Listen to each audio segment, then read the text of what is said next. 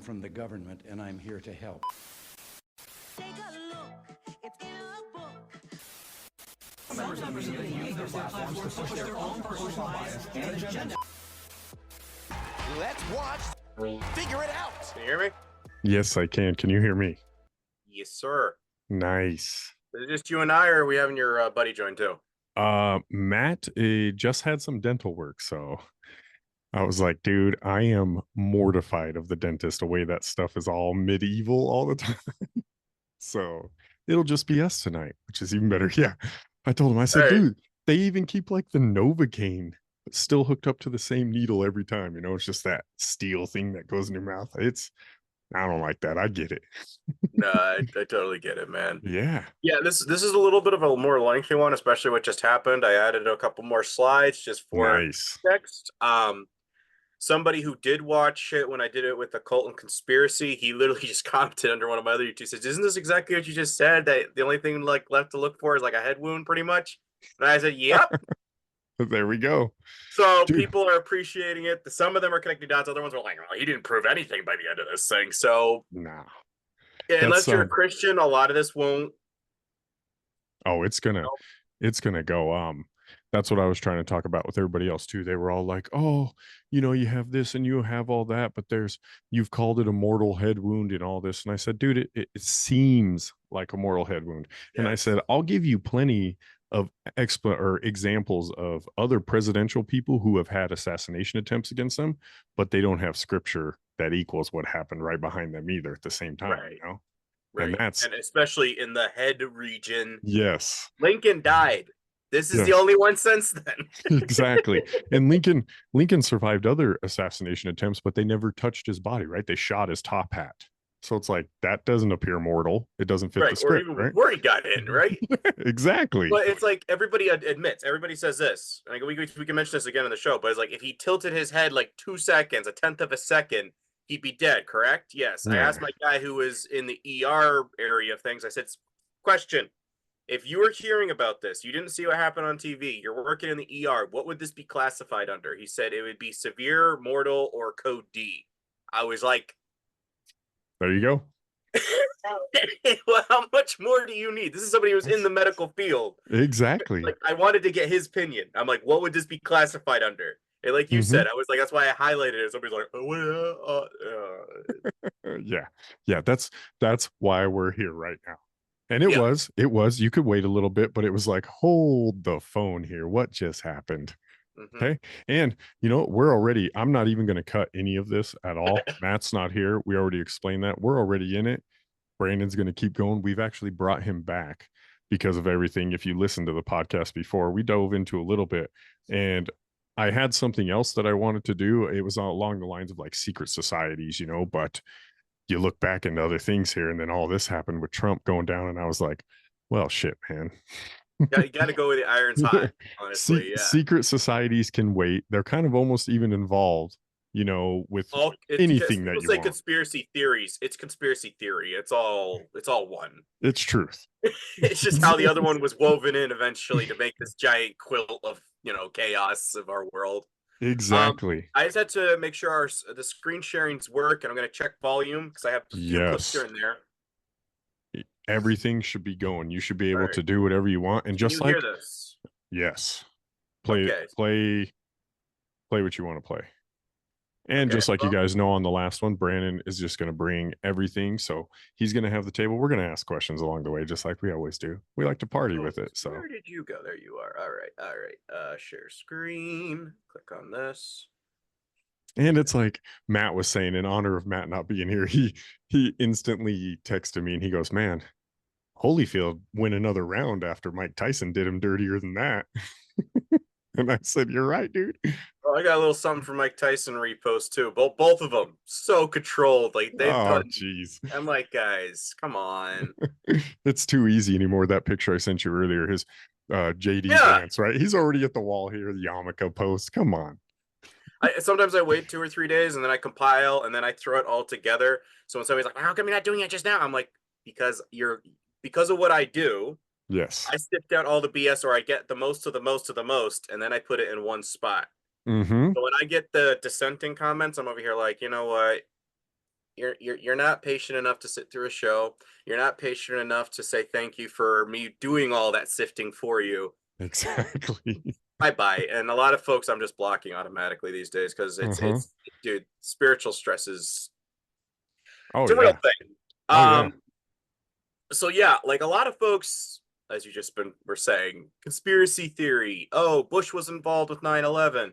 Oh, the dancing so and so where they were involved. And nobody really's ever hit this from what did it mean? Why did they do it? And that's kind of where I'm going to kind of come from, explaining it for that reason. Why was America forged? Is it possibly the Antichrist empire? Connecting it to stuff in Revelation and things that we see in our everyday today life. You'll see a little bit about the Baltimore Bridge as well within this. Let's go. Let's go. I like that. So, I you like notice that. a little artwork here. I got a little bit of the two towers because they wouldn't let you put twin towers in the AI thing. So I was like, all right, I'll make do with the twin pillars of Freemasonry. Why not? I thought it was a non-bias artificial generator. Right? I mean, come on. Well, they also want to let you put in people's names. That's why when AI generator predicted Trump's winning the 2024 election, I kind of was going, okay. Yeah. And when I put vice president, all I added, and they put 4 horses riding over the White House with a white dragon hanging over the 4 horses. And there's a guy that looks just like Trump riding a horse straight to the center of the White House. I'm like, okay. Yeah. And I get it. Anybody yeah, can right? predict, oh, Trump.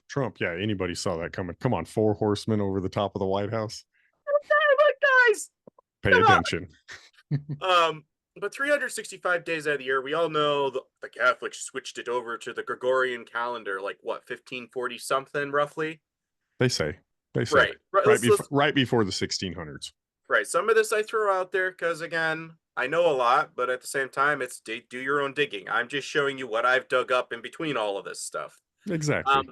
So 365 days out of the year. Why did we come to this particular number? What I used to be 13-month calendar. If a lot of folks did not know that, we used to go by moon cycles. So Yes. let's do something here. 3 plus 6, 9. 9. 6 plus 5, 11. Okay. Try Hermes. Try Hermes once wrote something on the Emerald Tablets that I am the 3 philosophies, yada yada, of how to become your own, immortality god in this realm. So the little triangle guy you see atop of your dollar bill, the three points, triangle 3 equals Tri Hermes, aka a variant of the occult messiah figure, Tammuz. So Nimrod's son, aka Christ pagan doppelganger. So that's the guy you see on your dollar bill, thought to be the originator of coinage. So that's probably no coincidence. On the dollar. 6, yeah. 6 equals the star of Remphan, condemned in Amos 5:26 and Acts 7:43 by Stephen the Martyr, and conjoined, as we'll probably have visuals later because I usually throw them in. It is the elements. It is the worship of the elements, saying that we have all the alchemy knowledge to obtain our own immortality and everlasting life. We don't need you, Creator God. So that is a Star of Remphan, not Star of David, but it's kind of like the Lincoln Memorial. Personally, everything I've dug into, Lincoln was not a Mason. He was off by Rothschild. That's an episode I can do with you guys. Yeah, we can. We dove into that one time, and Lincoln was totally he kicked people like out of Masonry and had them arrested. And you start messing with big tribes like that. You're not a Mason. That'll get you shot in the head for sure. And it's. Again, I've done a lot of digging, and it doesn't sound like he was a guy that was playing games here. He was over here like, yeah, I know you're on to me, and I know you think I'm just some dumb hick, but no, we're not doing do it what that I way. want. Yep, we'll do what I want. And they were over here like, okay, fine, let's get you out of here. So again, that's the worship of the elements conjoined, as above, so below. That's what all those star points of the triangle mean. 5, that would equal the pentagram. Penta equals 5 in Latin. Gram, God ram, or the goat ram. aka as the Zell would be an equivalent, little Baphomet guy. So 3, 6, 5. That is the unholy trinity of Babel right there. And it's any coincidence that it connects with 9/11? Come on. What are you talking about? November means 9 in Latin. Go ahead, Google that. If you don't want to believe this random guy on the internet, look that up. What is it in our American terminology, what do we call that? That's our what? 11th month. 11th month. Yeah. Come on. Right? Call that a coincidence? Come on, ding dongs. And they have election year for this. And if anybody paid attention to symbolism as their downfall, you don't have to say it over and over and over. And again, as I tell everybody, there's coincidence, and then there's you keep putting it on the scale, and eventually if that scale keeps going down in this direction and there's nothing going the opposite direction, you kind of have to go, I have to re-examine what I previously thought. Yes.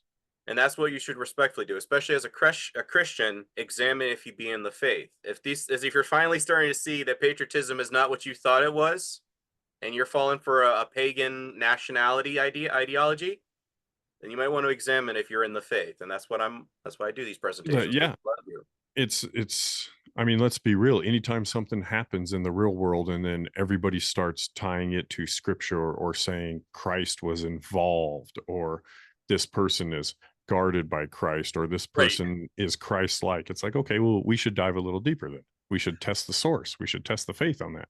Is the fruit mold, Or they always make an exception, or that's not what he said. But he actually meant this. And it's just like, no. No, he didn't. You can't. If you make exceptions, you become like King Solomon, one of the founding fathers of Freemasonry. And here's the thing, folks: if Solomon, who had everything, was able to fall away, imagine what you could be capable of by making one exception of a Christmas tree, one exception of this, one exception of that. Exactly. It adds up, and this is what grieves God's heart, is when you keep making the exceptions, and with your mouths you do worship me, but with your actions you prove otherwise. That's a biblical verse I'm paraphrasing. Yes. But also, notice anything here? We have 9 rows. 1, 2, 3, 4, 5, 6, 7, 8, 9 going across. And we have 11 rows going up and down. 9, 11. I never, nobody ever teaches you that. They tell you we got 13 stripes. That's all you're ever told. Well, again, 13, that's the Masonic number, 1 and 3, right? And again, a little triune thing that they always say. We have the unholy Trinity of Babel they consider here.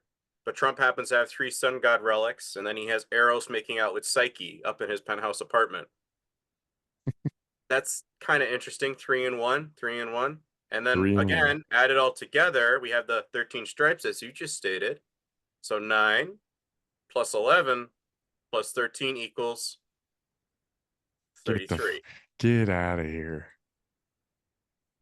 Deeper and anybody can't argue with that. You're like, oh man, you're just making this number up. You can find it if you keep just looking for it. Okay, well, I looked for it, and it right there, yeah. It presented its own self in another way even now. Well, yeah, and then this is the thing. I'm related to Franklin, who was one of the guys that helped create some of the, the designing of our dollars and stuff like that. And I'm chuckling because, well, it's like if I'm able to understand what this all means, but I'm doing it biblically. But I'm able to laugh at a lot of these pages that are going, oh, look, it's 33. Oh, look, they did a creepy gesture. And I'm like, okay, what does 33 mean? Oh, it's a Masonic number. But what does it mean? What does that gesture mean? What's it called? Yep. They don't know. And this is what I'm saying. A lot of good-natured people are spitting all this stuff out there. They're sharing these pictures. But when you're pressed, you're just going, oh, it's satanic. It's Lucifer. Like Statue of Liberty. It's like, no, that's not. Or you get made fun of. Right. But again, this is when the boys, like the show, I think season 4, episode 2, they just did a whole mockery thing where they were calling out Pizzagate with Oprah and Tom Hanks. Openly, they mentioned their names in the show, and they're making fun of all these conspiracy theories. And it's like, guys, why? R.I.P. to the boys, huh? Right. But it's kind of like they're making fun of you in a big popular show because you genuinely do not know. This is what I'm trying to do. Is like, I'm trying to explain it to you. So when you do all these cognitive dissonance unfollows, it's like, I have studied this a lot more than you. I have read the occult text. I bothered to compare it alongside the Bible. So that's sifted so that when you come to your conclusion or you come across my stuff, you know where I'm coming from, you know? And you told them right where to look. Yeah. I had one lady, I think she was watching our show, and she was asking, do you support Masonry? And I'm like, I think it's fairly obvious that I'm always dissing on them. How is this even a question, you know? Yeah, we're not picking the fallacies out of the people we like. Right, right. So here's here's a meme from End of the World News. Before, this guy is a dogmatic dispensationalist. I really was upset with this because he keeps asking, what about the thing with Israel? What about this? I said, we are the new Israel. And somehow this is not resonating with folks. And I know there's going to be a huge argument, but I'm going to be doing a whole episode, God's been divorced, and I'll lay it all out. Very basic. Because if you understand this, suddenly you're like, we don't have to support a Holy Land? No.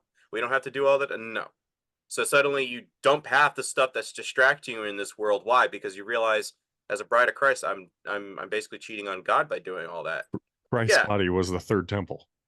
That's Yes. why. Yes. You get that. Yes. I'm like, that's what it meant by being rebuilt. So anything physical right now, anybody affiliated with that, that's a ding, ding, ding. Yes.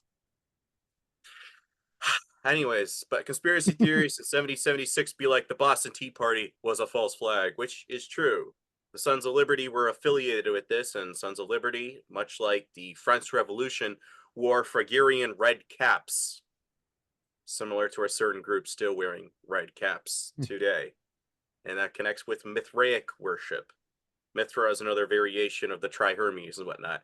And again, I pull from their sources, compare, contrast. It's like playing deity telephone. Since Babel, it's like lifting up the dominoes and going, okay, what can I figure out here? Who's similar to this guy, and how do I add in the etymology and a cultural change? What did they substitute in place of something else, you know? And again, I read the other side's texts. That's something to always weigh in mind, because when you lay it then onside the Bible, you're going, so it wasn't just a golden calf. They were representing something of the Apis bull of Egypt. What did that bull represent? So on and so forth. Because when we start understanding context, we see it in our modern day culture. Yes. Context matters. Yes. History, anthropology, and that's what I'm trying to do. I went to college and I was over here asking questions. I'm like, you're a really dumb professor. I'm sorry. But if I'm able to pop up all the time with a question and you go, I've never thought of that. Then what are we teaching? You're not teaching. Right. Yeah. Whereas I'm always going, ooh, who does this person know? And I dig there in their, you know. But some people are going to be like, well, no, it wasn't. We were founded by the good founding fathers. And it's like, okay. Boston Tea Party's kind of what got the shebang going, right? So I'm scrolling around and I find the travelbible.com and we find one of the Boston tea chests tilted on its side. Why like this particular position? Why not was it just laid out like normal and you just walk up to it and be like, that's a nice box. Cool. It's tipped like that because Kabbalah. And as Albert Pike once said, Freemasonry is the search for light. As you will see, leads us directly to the Kabbalah. And that's morals and dogma if a Freemason is watching this. I just did a show recently with a guy, and at the end, he told me he was a former 33-degree Freemason, and he said everything you're talking about is 100% correct. Yeah. So folks want to get on me and saying, you don't know what you're talking about. He said the minute he got rid of all of his literature and he gave his life back over to Christ, his wife even says, I feel like I'm in a bed with a different guy because all of that energy, satanic energy of the literature that you were reading and gleaning into your life suddenly felt like it was gone. He said, what changed? He says, because I gave my life back over to Christ, babe. And I say this in all reverence to him. I'm giving credit to his testimony. That is great to hear. And I want folks to know, because when you start digging into their actual texts, you start seeing I'm being lied to. And I don't want people to be lied to. Yeah. So that's the hardest thing to prove, you know, is people don't want to know that, right? That's why they don't listen to anything they're saying, because they don't want to think, well, no, you couldn't lie to me for 10 years. You couldn't lie to me my whole way through school. And it's like, well, they didn't. Nobody knew they were lying to you. They were just feeding you this force-fed bullshit agenda. Well, right. And I think a lot of folks don't seem to realize, because someone was trying to get on him and he was saying I was controlled opposition. He's like, oh, what, you were in the club? And he's like, no, but because I'm brainwashed and I'm repeating something I don't fully understand, I am complicit of being controlled opposition myself. And I'm like, yeah, and that's a very, and kudos to him for admitting that. That's most of humanity. When you're sharing something and you're saying, look, because I had one girl oh no, I don't really support Trump, blah blah blah. And then the next thing I'm looking into her stories, you're posting Trump's thing on now after the being shy. You're posting this thing now on Trump. So it's just like, you say one thing to me, and I've shown you contrary. I've shown you the blasphemy of all the stuff that he's compared himself to Christ with, Mm-hmm. and then you're going and doing this. So it's like you are complicit when every time you click share, He's or every he's time you remain silent. he's Sorry. literally a step short of calling himself God. Yeah. Well, he's done that. He said, "I am the chosen one." Everybody's like, "Ah, you're just joking. He's just joking." Okay, because that's what we joke about, right? Right. It's Yeah. like, I'm sorry, unless as a writer, the chosen one is like a stereotypical arc, something like what's a good thing? Like a Dune. To Mhm. compare, it's a stereotype. Oh, you're the chosen one. You're the one we're looking for. Or the chosen one is like, Star Wars. You are the chosen one, and you're like, Yep. yeah, you're boiling in lava.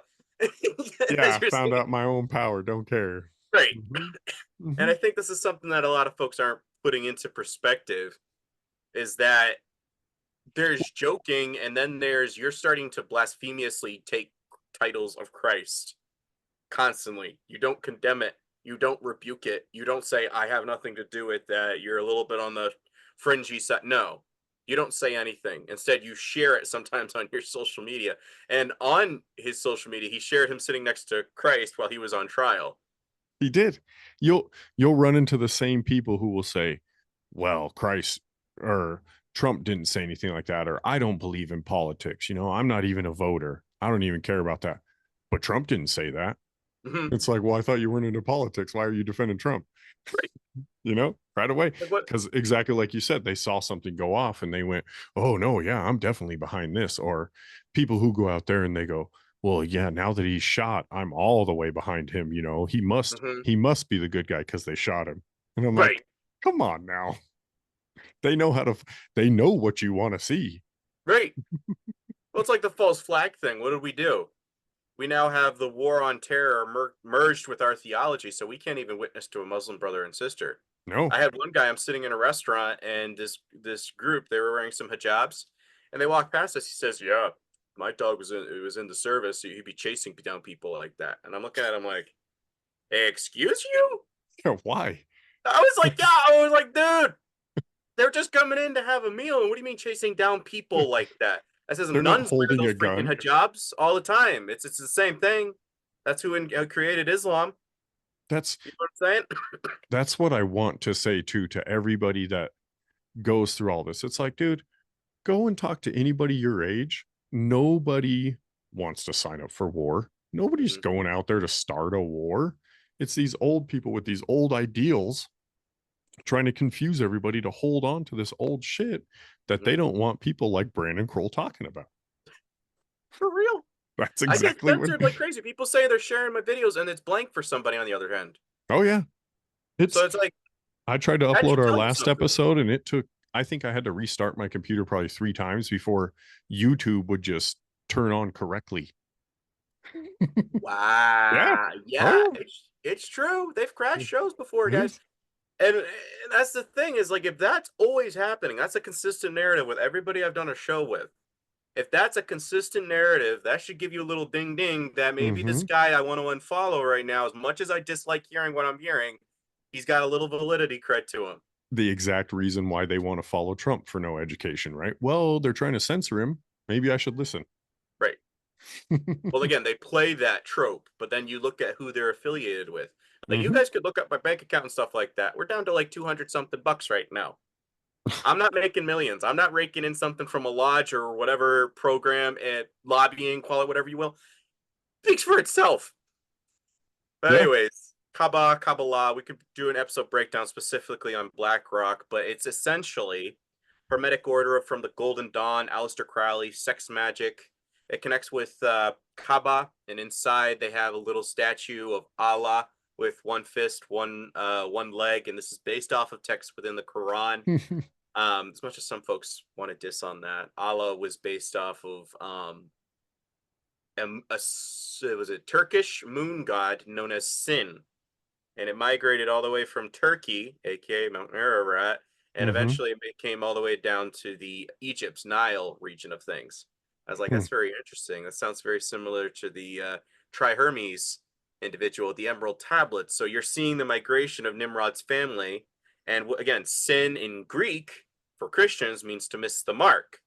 And it's representation of a moon god. So universalism or cathedral, that connects with moon worship, aka Saturn logo going all the way around the world. That's another equivalent of that. So again, Trump happens to have this atop of Trump Tower, a little Kaaba cube, and you got this right in his entrance area. It's just kind of like, I don't know, what should be a first ding ding. But he's connected with Jason Shirka, who's very big into the Kabbalah, and he's been around with Trump's ex-wife and Tiffany Trump. So again, why is he wearing a tefillin? Is he Jewish? Is he Jewish? Kabbalah doesn't necessarily mean, again, this is what I always emphasize, because somebody was asking me last night, so I'll clarify.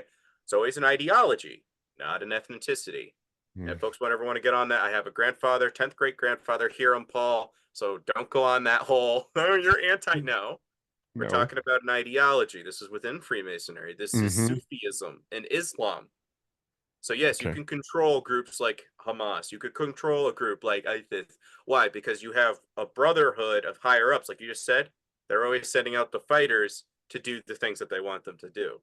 So you can infiltrate behind closed doors because you have secret societies always networking and how things should be run within the world, or to create an event and a narrative within the world. So if guys, you ever watch John Wick? Yeah, there are secret societies that semi-function like that, but secret society wise of they have meetings as opposed to shooting everybody else behind the, exactly. Like, like that. Yeah. Nothing's going to get done if you're shooting everybody all the time. Right. But this is how they do it, because you have to manipulate the population and your members. First, you have to get your members to be, okay, the first 3 degrees of the lodge, just we're sifting out. Oh, all we do is talk about politics. It's just talking about politics. If you had somebody like myself that comes in with the bloodlines, that is an avid reader and understands exactly, I'm going to be able to scoot right up to the very top, as long as I basically renounce Christ probably at some point.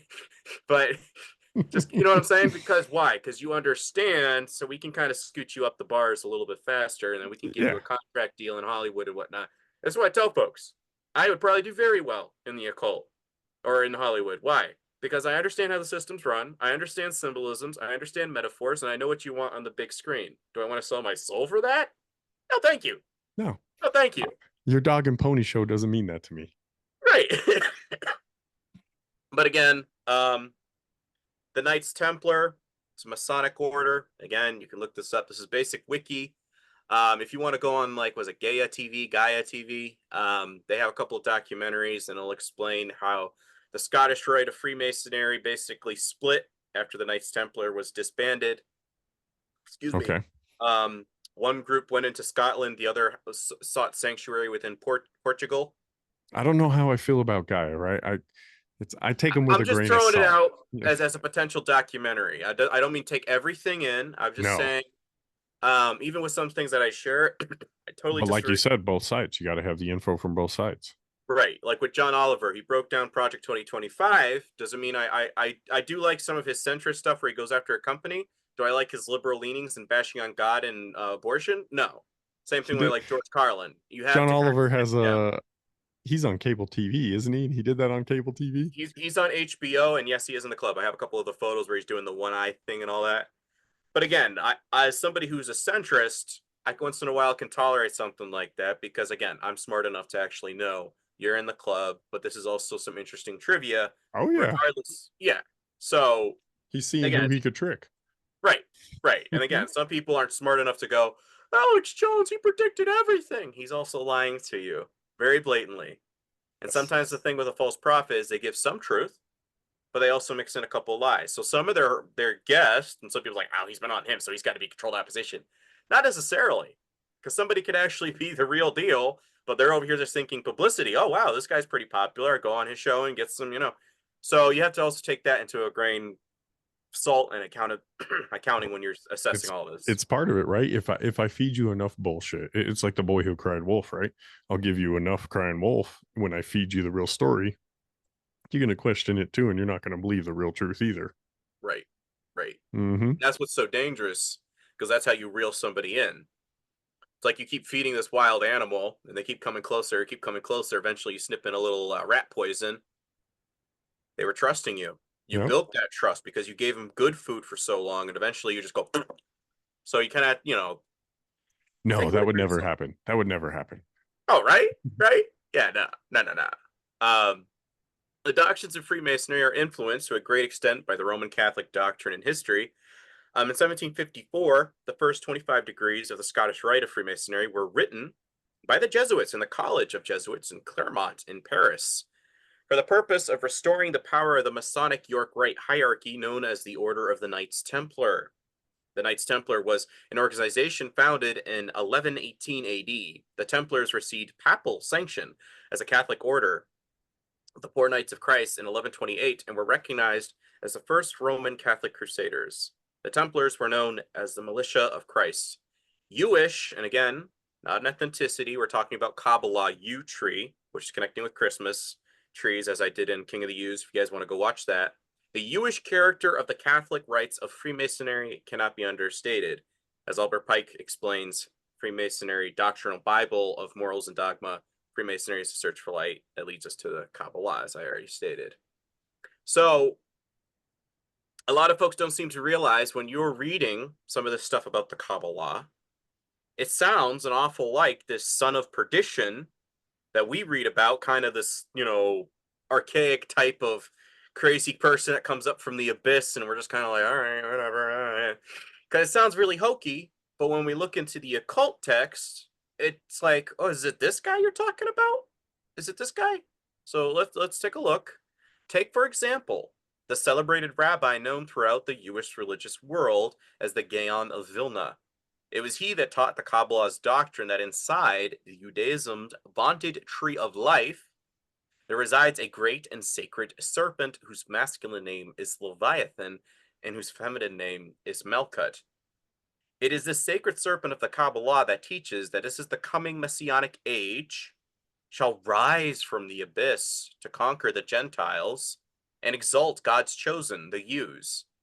This Leviathan, the holy and piercing serpent, is the expected Messiah prophesied to appear, the one who will supernaturally possess the bodies of the world's Jews and lead them to global domination and glory.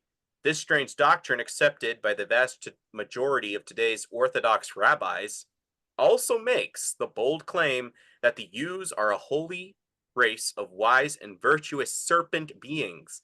Collectively, world Jewry is claimed to be the very incarnation on earth of the holy serpent. Could this be what the true Messiah, the Lord of the universe, Jesus Christ, meant when he confronted the wicked Pharisaic Jews, equivalent to today's Orthodox Jewry, by flatly declaring, "Ye serpents, ye generation of vipers"? And I'm going to be showing a couple of visuals, but this individual coming up from the abyss, this Leviathan, Malkut, kind of sounds like somebody who would have power over the four angels under the river Euphrates, does he not? Coming up from within, yeah, you would think. Right. And everybody's like, well, that's just automatically Satan. And I'm over here like, what was Christ? And this is where I always, the triune thing, I'm kind of a little bit scratching my head of why are we pushing this? Because it sounds like the unholy trinity of Babel. And I can show you a chart of the triune that looks just like the top of this. I'm going to be doing a show at some point with that.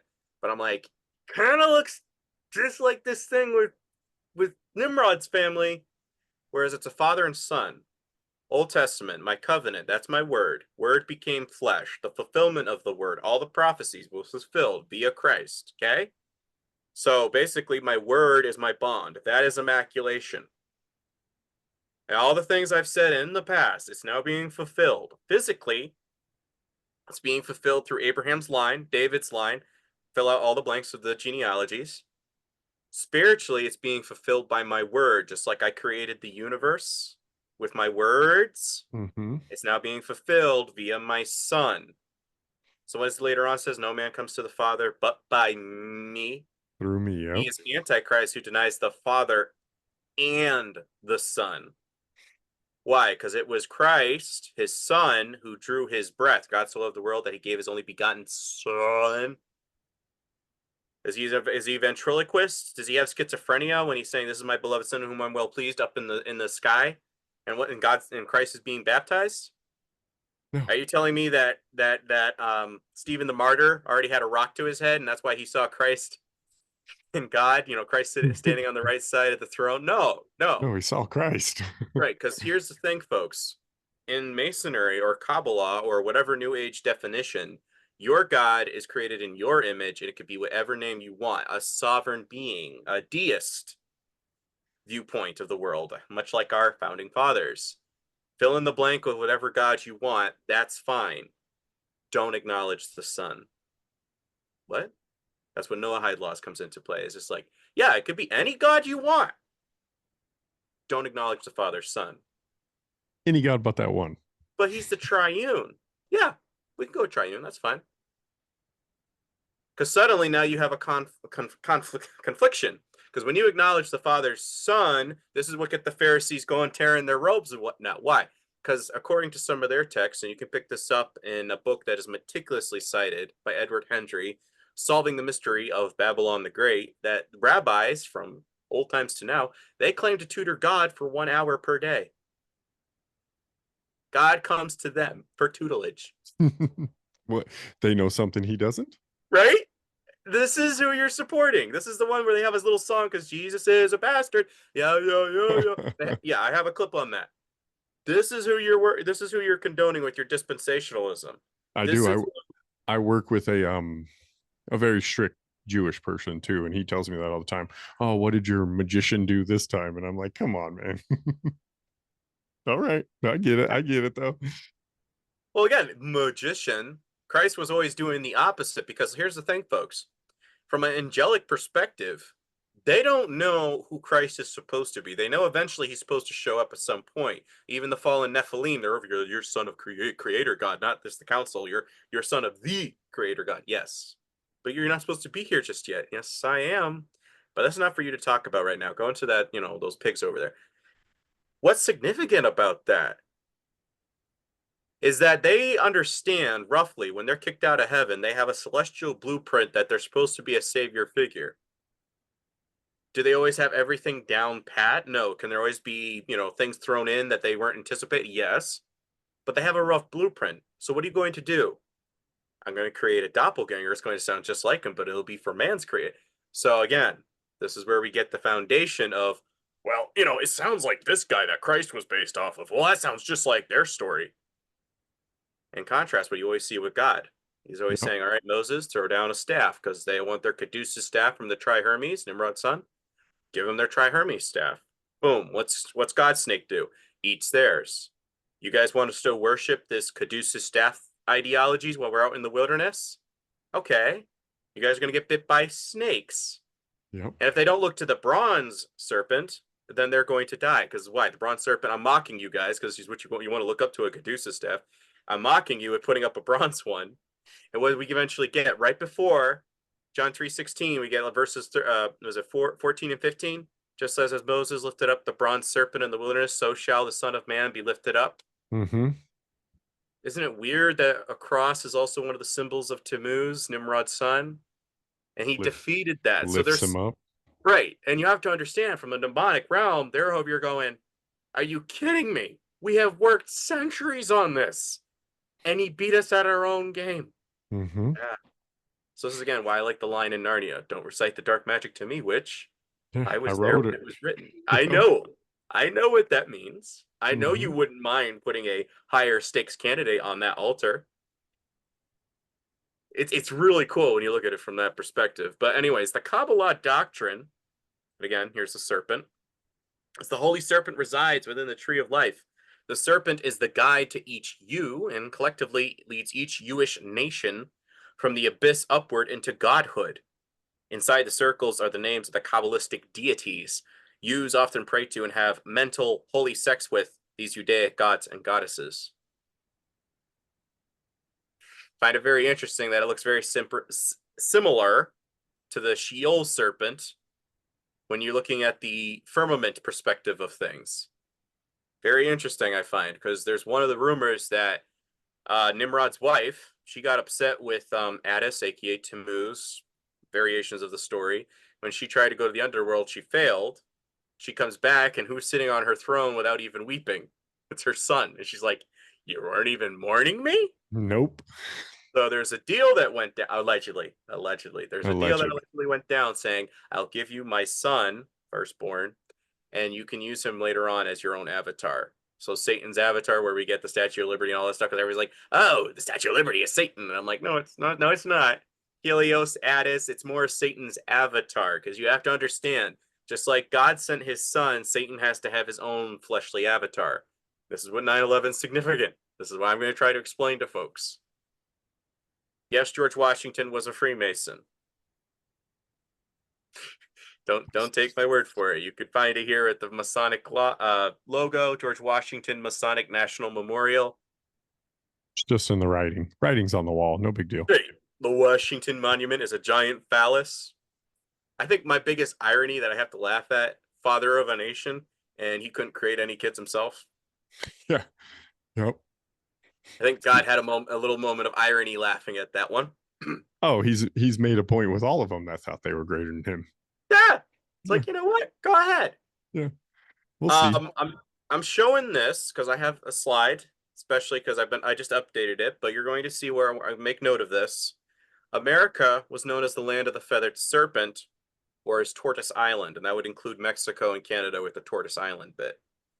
Some of the Aztecs, a variation of that name could be the Phoenix. And what's a Phoenix known for? Rising up from the ashes, right? Right. That's my favorite X-Men character, by the way. Phoenix? Oh yeah. Is that the redhead? Yes, Jean Grey. And it is I can't even remember the actress, but yes, the redhead. I only remember Sansa Continue Stark. on. Was getting out. Yeah.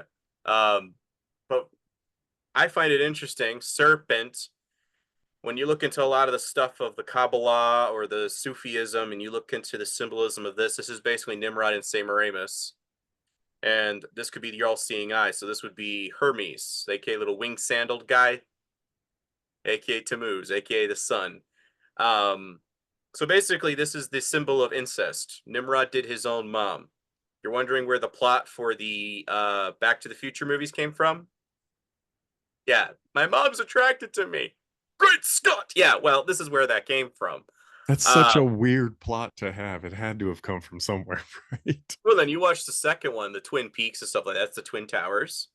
And then what is it that we have to fix the clock tower? Now I laugh because when you look up some of the stuff online, they'll tell you no, Horus does not connect with hour. But when you keep digging, they're talking about it connects with the equinox, and it was probably from Latin. And I'm like, okay, so it still connects with the equinox, which would connect with sun. Therefore, is probably a connection with Horus.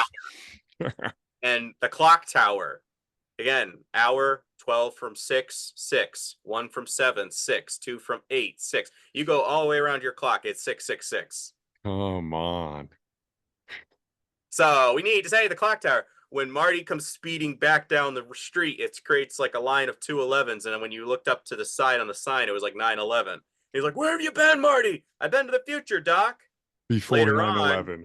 Yeah, the same director did the movie called The Wire, where somebody walked between the two twin towers, and the outfit the guy was wearing, the same one that Marty was wearing when he comes running back to Doc.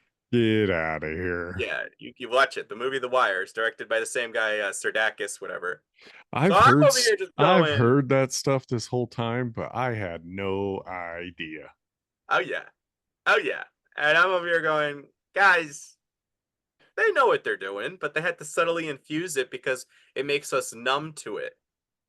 So when someone actually tells us the truth of what it symbolizes, they're just going, come on, nah, they wouldn't do that. Like, really? You really don't think they could lie to you? They really don't think they could revamp something for a modern audience? Come on. But again, it's known as the Herald's Wand, a trade staff. Caduceus carried by Hermes, the father of Hermaphrodite. Some people are wondering etymology of things. Janus, think of this as Nimrod. This is the sun, Tammuz. Looking forward, looking back, the god of doorways. This is where we get January from. Ganesha and Venyaki, male version, female version, merged together, or Baphomet and Sorry, male and female, as he's got the little boob thing going on. Well, how do I know Baphomet is the equivalent of Hermes? Well, I think it should be fairly obvious that his manhood is the same as Thoth's and Hermes is Caduceus' staff. Got the Why? wings. Why Hermes and Toth? They're holding Baphomet's dick. It didn't start with Baphomet. That's just the thing. Started with Hermes, and then you know that phrase "as above, so below." Oh, Yeah. that's Satan. That's Baphomet. Connects with Hermes Trismegistus off the Emerald Tablets.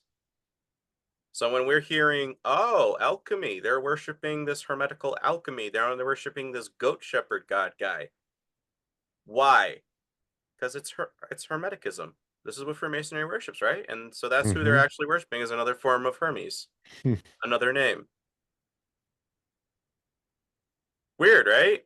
And like I was saying, Donald connects with Adonis or Adonai, and then you have Adonis's equivalent is Dumazit, a Sumerian goat shepherd god, pansexual, hermaphrodite. Find that interesting. So we have that, and then Dumazit's equivalent is Nimrod's son Tammuz. Well, how do you know Nimrod had a son named Tammuz? Ezekiel 8 talks about him in relation to sun god worship. So we do have confirmation that this individual did exist. And the fact that he has so many parodies similar to Christ, and this is what the Freemasonry worships, you had to give it some validity. If they have this much faith in this individual, kind of have to wonder, is this the antichrist figure? I mean, there's supposed to be a couple antichrists, right? Mm-hmm. Okay. I said one of the heads of the beast. Yes. Or even false prophets. Like I always tell folks, it's like, yes, Catholicism's going to be the main head. Don't get me wrong. But Mystery Babylon the Great, I would say, yes, a good chunk of that is Catholicism. But what's most of Protestants doing today? They're slowly coming back to the Catholic Church. Catholicism, what did they do with a lot of their migration when they were converting people? Oh, you can keep that pagan deity. We'll just replace it with a saint so-and-so and, substitute this and that. That's kind of what they're doing, is you can still do whatever you want, but come back to your big sis. Come back here. Come back to the mother. That's honestly what it comes down to. This is why I'm anti-denominationalist as well. Mm-hmm. A lot of folks then defend their adjectives as opposed to just living a life that's supposed to be advocating Christ. This is why I like the book. Christ follower. Right. Just I have a hard enough time just doing that without throwing in a whole bunch of more adjectives and responsibilities on that list. That's why I recommend Pagan Christianity by Frank Viola. That book will give you a nice little reboot of, if you haven't been feeling comfortable in a church building like setting, that book will help reboot of going, okay, this is what the original church was doing. I need to start implementing that into my life. I highly encourage that. I like getting back to the original ecclesia. What was that again?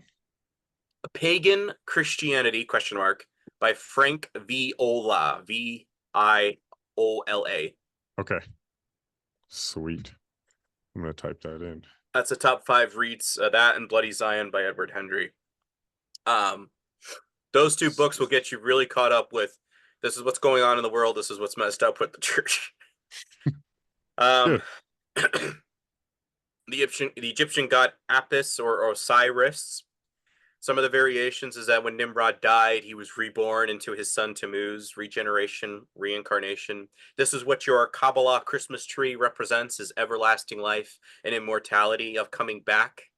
That is what that represents. That's what you tree worship represents. Connects with the conifer tree.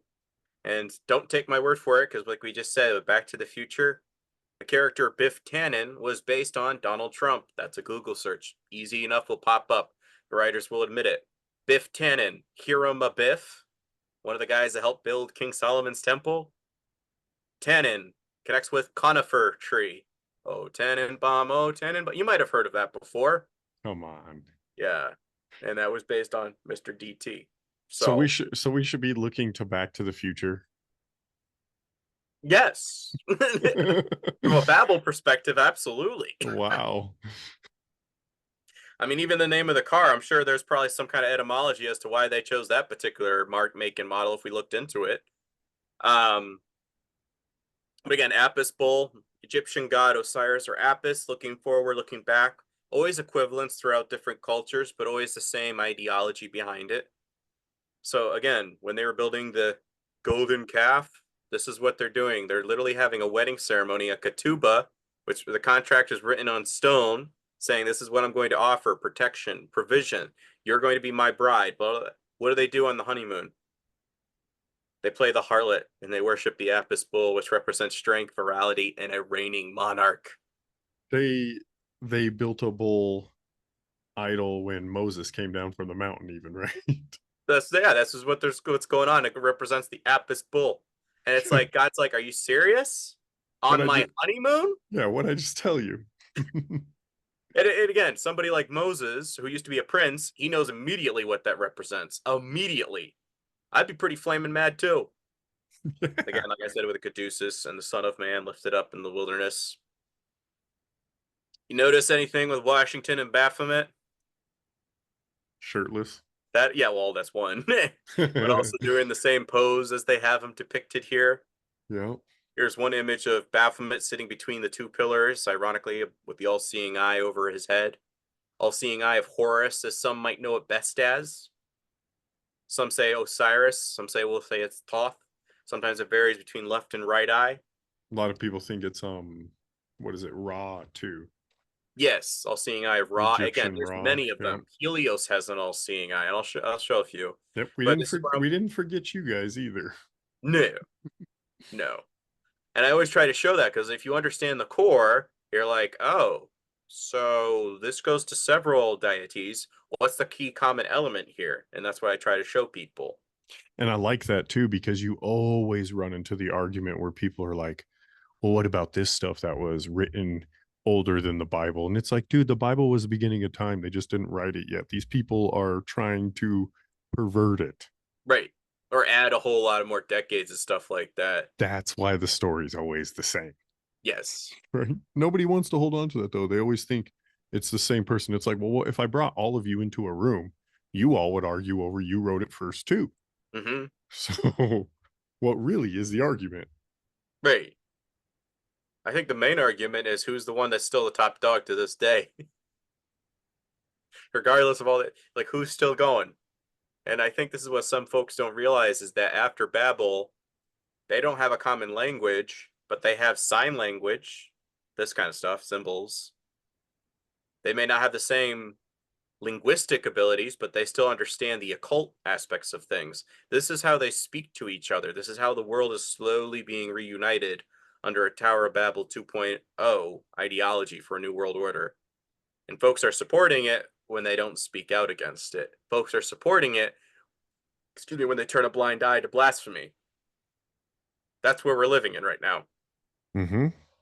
But the two pillars of Freemasonry represent Boaz and Yakin, created female or creator male. This is basically male and female boinking each other when they're placed on top. And this is exactly placed where? On an apron that's covering your genitalia area. Yep. Yeah. So they know what they're doing. It's a little bit of a perversion against God.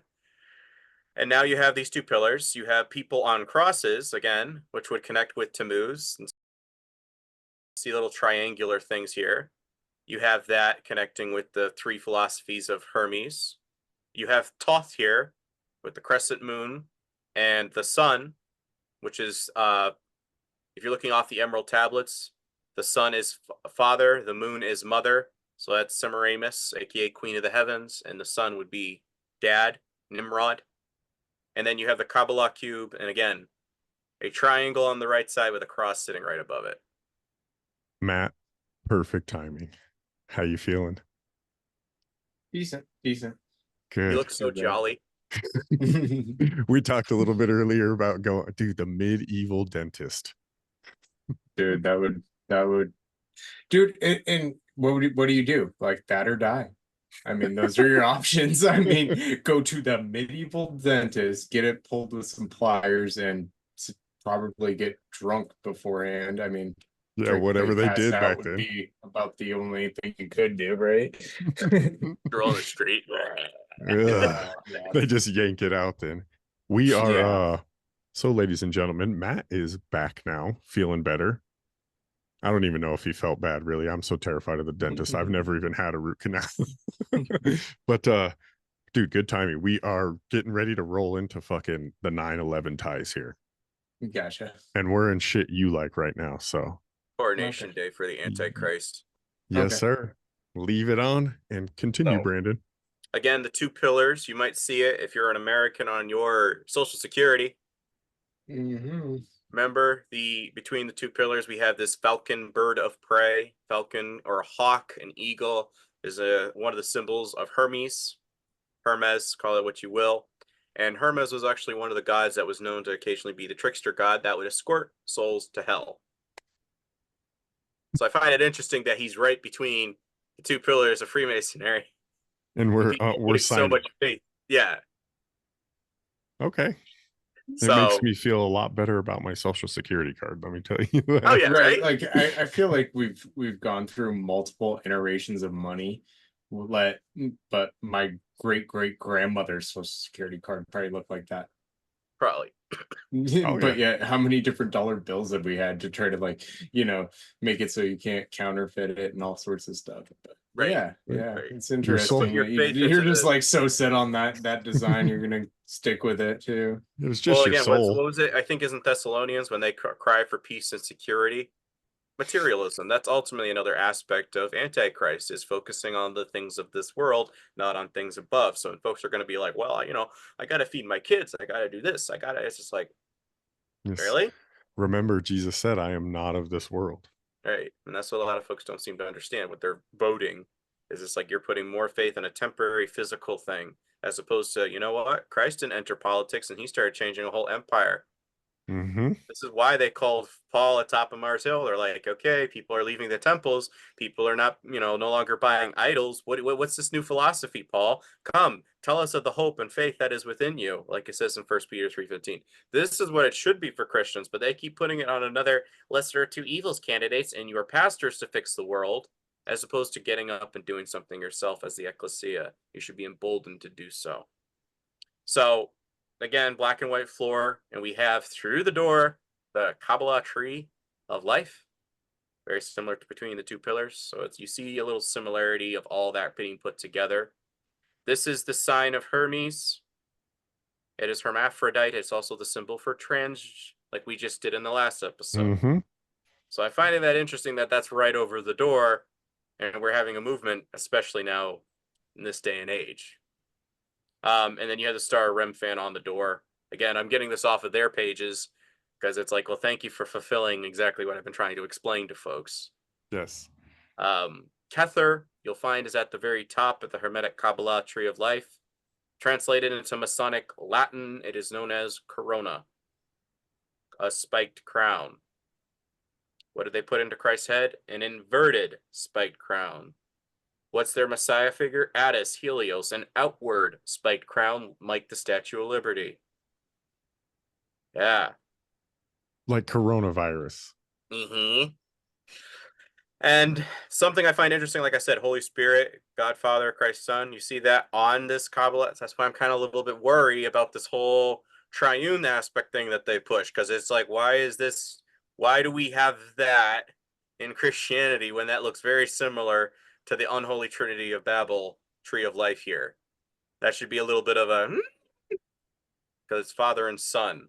There's a difference with that, because within Nimrods, it's reborn, regenerated, reincarnation, that stuff. With Christ, it's I'm representing my father. Yes. The word became flesh. All the Old Testament, I am it in the flesh. Jesus was fully human and fully God at the same time. Or yeah, he's fully possessed with God's authority, like ecclesia should be, because as a bride, what does the two become one flesh when they become married? So it's like creating an ecclesia communion, choosing the father's son ceremony. Right. And then like the Holy Spirit really gets tied into like the whole thing, but that's like definitely after everything. It drives me nuts gifts when we do that. The Like, Ark of the Covenant. it has nothing to do with the fact that what he was, right? It's what he became, right? Right. Okay. Well, the Ark of the Covenant was where the presence of God was originally stored when the people of Israel were going out and whatnot. When Christ drew his last breath, the temple veil ripped in two. Mm-hmm. Now, this is not where you get into Kundalini and stuff like that. Oh, God's within us. It's like, no, those who accept the Father's Son This is where we get, greater is he that is within you than he that is of the world. Know ye not that your body is a temple of the Lord? So now you've been indwelled with the gift of the Holy Spirit that was originally only in the Holy of Holies. This is what Christ meant, is I will rebuild the temple in 3 days. This is where they're over going, what are you talking about? But it was fulfilled. We get that, right? Yes. We get the Holy Spirit. If you accept Christ. Exactly. That's my thing. Is like we get that makes us the new Israel. A lot of folks aren't getting that. They're going with dispensationalism. And I'm like, no. That's okay. If you get Galatians 3:28 and 29, there's neither Jew nor Greek, slave or free, bond or slave, for you are all one in Christ Jesus. And if ye be of Abraham's seed, then you are heirs according to the promise. So there's no special ethnicity. That's Darwinism. Get out of here. That's not within Christianity. No, you have to follow one thing. That's right. What you got to do. Right. And a lot of Christians can't get over that. That's why I say dispensationalism is Zism for Gentiles, because you're still putting it, they're above me. There's a special race above me. I need to fight for that special race. I was actually feed it into them to let them know that he's their God. I was having a conversation with Josh Monday on that, and I was trying to, it's a little sketchy to me on it, where I'm a little murky on the waters, and it's like, well, you don't exactly support Israel, but you kind of support the other things. So is it really dispensationalism? It's like, where are the choices here that come from that? So I was kind of torn in between that. Dispensationalism is looking at everything in the world as if, there's still a divine race. Everything's still got to be fulfilled. It's like, no, it was fulfilled through Christ. When he died. The guy they still rejected. Yep. And you are antichrist that deny the Father and the Son, as it says in 1 John 2:22. So this is what a lot of folks aren't seemingly getting, because if you don't understand the gift that Christ gave, then I have to question if you're filled with the Holy Spirit. Because if you're not filled with the Holy Spirit, then you're not really a Christian. And I also, this is just me personally too, I have a hard time believing in dispensationalism, that you're gone pre-trial. That the rapture takes you before. Christ didn't suffer for us not to suffer. You ain't getting out that easy. Right. And that's what a lot of folks are doing. They're taking it like a pre-packaged plan. Oh, if I accept him, I get out. Okay. And then it's just a giant vacuum. There's no 7 years of horribleness. Right. It's just like, that's not There's how it no works. giant vacuum. You don't get out. Right. No. Right. For this pillar, I mean, in like I was saying in Ezekiel chapter 8, what were the priests doing? They started worshiping Tammuz. They put their backs to the west, started facing east. It was a ritual of worshiping the sun. It was a ritual of worshiping Tammuz, Nimrod, sun. We do that as well. We bury our dead to the east a lot of the time. Oh, I can see it. The first time I looked up graveyard and caskets and stuff like that, I was like, I don't know if we really should be doing this. The way we arrange our graveyards is so that your faces are mostly to the east, and in some places it changes. So it can, of course, like you guys know why they bury them in graveyards? Because they're dead. That's a dad joke. Get out. Keep it going. But this is a Freemasonry picture. And you have this lady sitting at the very top underneath the sun. This would represent Semiramis or Astaroth, Nimrod's wife, mom. And she's sitting under the sun, which represents her husband, Nimrod. And he's at the bottom, pointing up to the sun, moon, and stars. This is the queen of the heavens that we hear about in Jeremiah. You just showed this with Taylor Swift too. And yes, him and him, whoever. They just got engaged to Travis Kelce, and I fucking swear, bro, if they show up and he's standing at the bottom of her again at the top of light, I am gonna come back to you and go, damn it, Brandon. Madonna's already used this on one of her stage performances. I was kind of like, oh boy.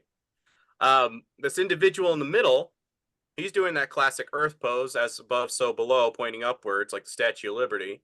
He's got a key and an anchor. Anchor represents hope in Freemasonry, and a key is to unlock your God potential from within. So this is their Messiah figure, their God potential movement, God consciousness movement, between two pillars. Remember the third building that fell down that had 47 floors, 4 + 7? President 47? Did it? Yeah. Third tower that fell down. This is the one that they don't want to talk about, but it represents wisdom. It's between the two pillars that they'll be reading a little bit more on. Both Roman Catholicism and Islam revere the moon and sun god, which is both Semiramis and Nimrod. Many images of the Catholic Virgin Mary show her standing over a crescent moon, and there are many sun worship images in the Catholic Church, including St. Peter's Basilica at the Vatican. The Eucharist wafer represents the sun god, which is placed in the crescent moon of the moon strands, representing their sexual union and their rebirth of their son Tammuz. That's the guy that's always sucking at the teat of the Whore of Babylon. This is what I'm always trying to explain to folks. Yes, there's the Whore of Babylon, Catholicism. But then you have to understand who swings the sword in the last days for the Catholic Church. Because you can't exactly say, oh, it's a crusade because the Catholics are supporting it. No, you have to have some kind of militant Christian group pushing this. Islamic mosques have the crescent moon representing the moon god and the star god. Many times you see pictures with the sun cradled within the Islamic moon symbol right here, representing their sexual union. So every time the sun comes over, You see that picture so fucking much.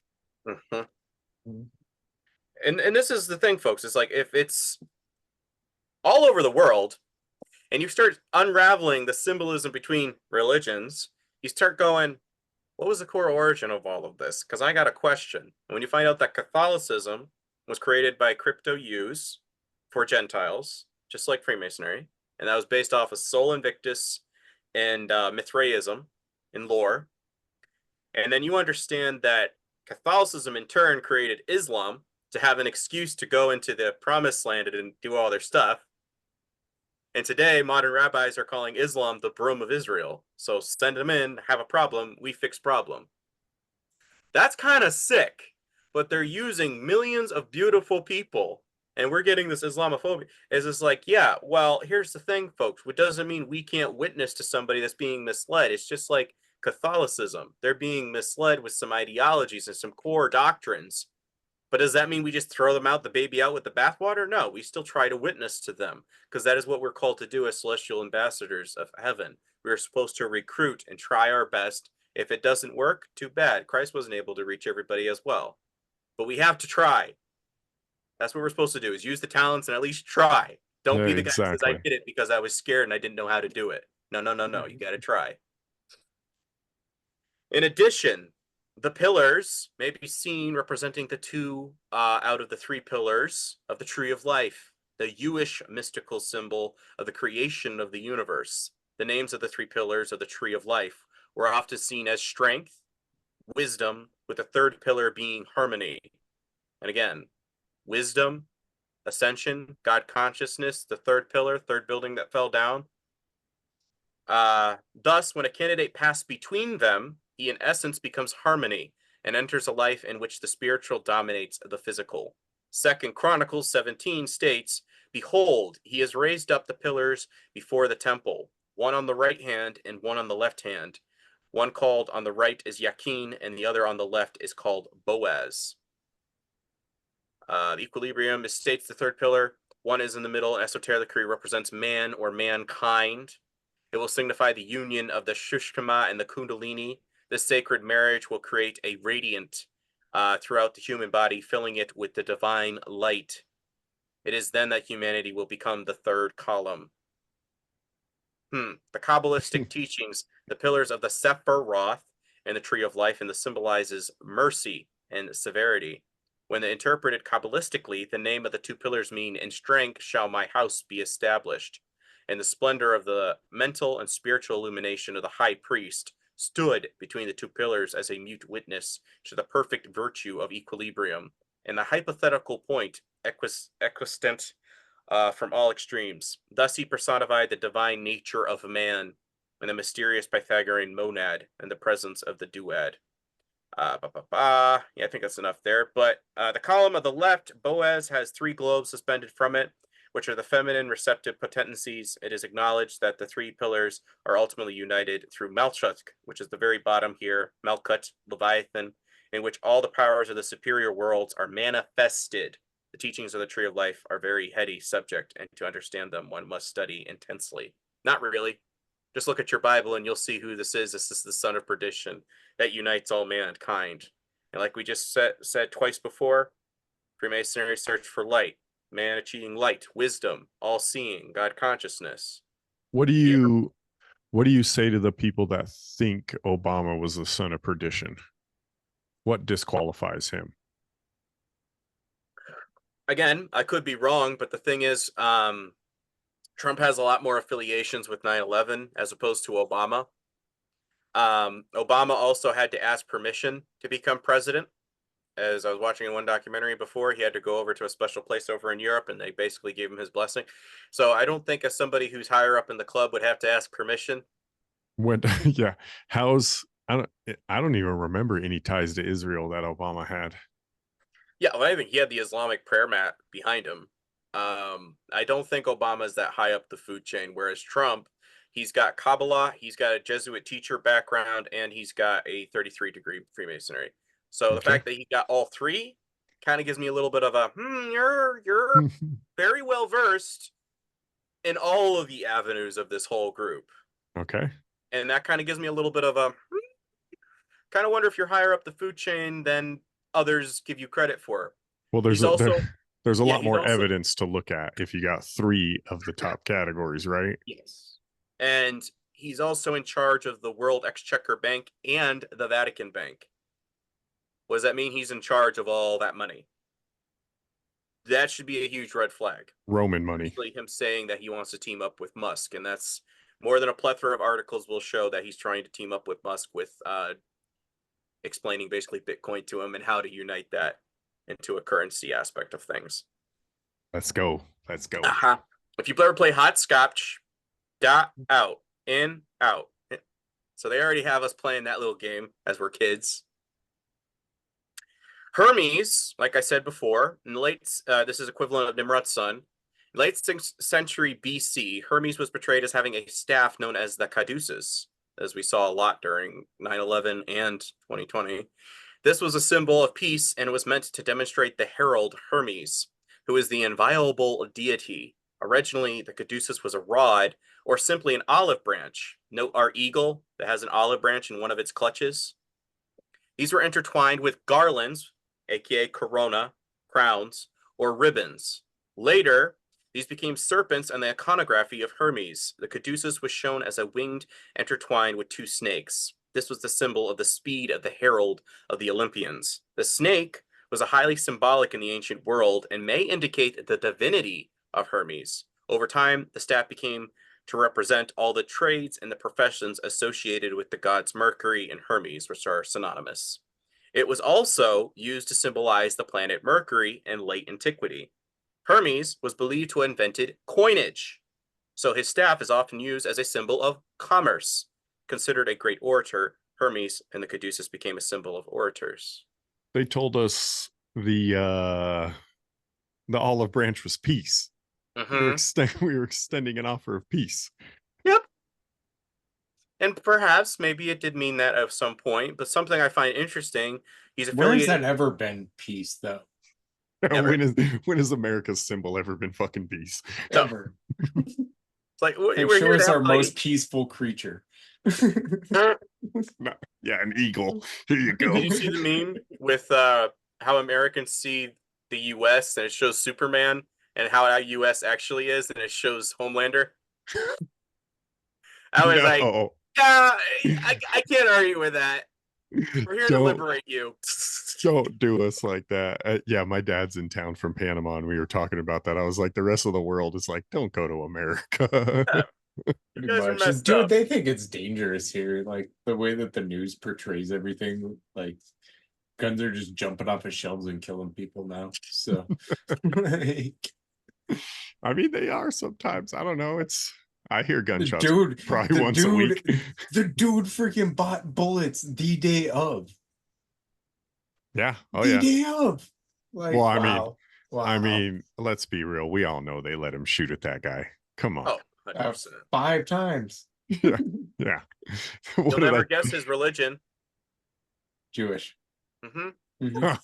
I saw a picture, which they're starting to get a little hard to find, but everything's getting harder to find. I can't find his weapon anymore.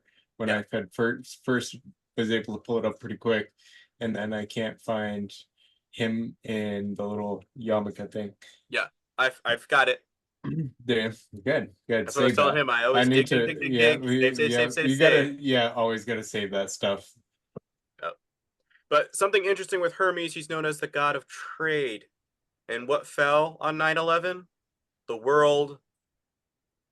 Trade centers. Aha. Come on. Between the two All pillars. three of them. Yeah, all three. And like even the language that we use, drowning in debt, it's the law of the sea. Cash flow, loan sharks, liquid assets, staying afloat, currency, head above Wha- water.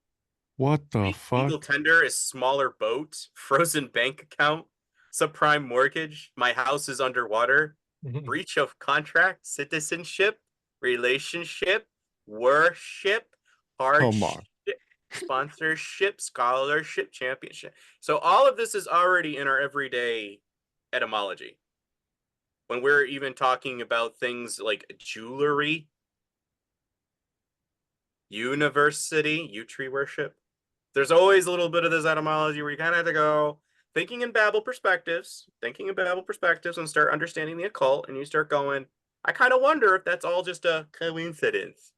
Right. Somebody was making up our language at one point. Oh yeah, well they sifted it all back to be English bastardization. Spells, yeah, okay. And even the thing with coinage, something I found interesting. What does Christ say in contrast? So we render unto Caesar, or do we render unto? Well, you render unto man what's required in this world at this time. Do what you got to do, but don't forget your spiritual priorities to God the Father first. Yes. That checks out. And what does he say to the rich man? Can you get rid of your riches? Lay not your treasures in the things of this world. So in contrast, Christ pagan doppelganger says rely on materialism, rely on monetary value, the things of this world's security, as opposed to putting your faith in a heavenly realm. That is another aspect of Antichrist that folks need to understand. Again, predictive programming that they've shown us through Friends. I always thought that Marvel. that story in Joshua where they lose to AI and then they lose 36 soldiers, which is the degrees of a pentagram, right? And it's all because they took the riches of God, right? They put material over God. And it's like, well, fuck, man, they're over and over and over. It's telling you once again, don't do that shit. Right. And this is what folks aren't understanding. It's like you're always blaming Israel for, oh, look, you fell away from God. But like you just said, do we add into that aspect the significance of a number? Do we add into the aspect of what were they falling away exactly and worshiping? What were the methods and rituals and symbols associated with that particular deity? It's like with Christmas trees. If we looked into that, we would never put that in our houses because you're worshiping Kabbalah, essentially, everlasting life and immortality. That's kind of scary. And so you're saying we don't really need Christ. So, and then you put his symbol of death in your house. He conquered the cross. Get that out. You never could though now because of the presents, you know? Right. People want gifts. Sentimentality. You don't have a Christmas tree, the kids are going to cry that there's no presents and there's no Santa. So now everybody's like, well, we got to have it. Cupcakes, I didn't have any of that. Like they quit right when I was adopted, roughly. I was like, well, dang. This is from Gary Wayne's book, and I find it interesting because he wrote something here, and I'm like, did you just hear what you wrote, buddy? How then did Nimrod receive all the seven sacred sciences, secret sciences, and the Enochian religion from the antediluvian world? How did Nimrod utilize the knowledge of the corrupt seven sciences and the vile pantheistic religions from the antediluvian world? Hermes, fill in Nimrod's son, of course, discovered and translated the degenerate data from the Enoch's hieroglyphics, which were etched into the Twin Towers, constructed by Lamech's children. All the reprehensible evils Noah witnessed before the flood then came back to haunt Noah in his later years. The twin evils of the spurious knowledge of the Nephilim both fell into the hands of the tyrant of Shinar and the detriment of the post-Diluvian society. The impact of the forbidden knowledge did not remain inert. Nimrod reactivated the corrupt knowledge with all of his heart and all of his soul. This is why in Genesis 10 recorded that anything that humankind could conceive was then attainable. Even though the people of Shinar did not possess the heavenly wisdom to apply this spurious knowledge for only the good of humankind, the seven spurious sciences are purportedly so powerful that anything is possible through their application. To this end, craft legends recorded Nimrod was a Mason who loved the spurious sciences. Nimrod was captivated with aggression stemming from his newly found power and celebrated as a great Mason.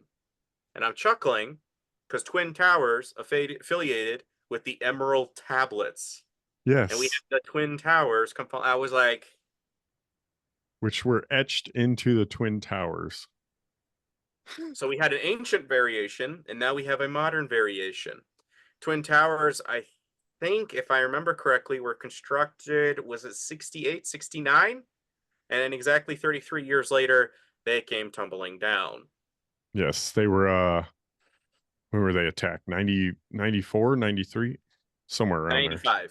There. I think it was in the spring of, or early first 4 months of 95, and then in 2001, completely. So, kind of have to go, that's interesting, because Mount Hermon is located on the 33-degree parallel. It also connects with the 33 alignments on your spine. This is what a lot of folks don't seem to understand. They're always saying 33 degrees of Freemasonry, whoa, but they don't have any idea what it means above that. Mount Hermon means forbidden or cursed. It also is where Hermes derives his name. Herman, Hermes, Hermine. The Emerald Tablets were translated from the events that transpired here. This is where the sons of God came down, had affairs with the daughters of men.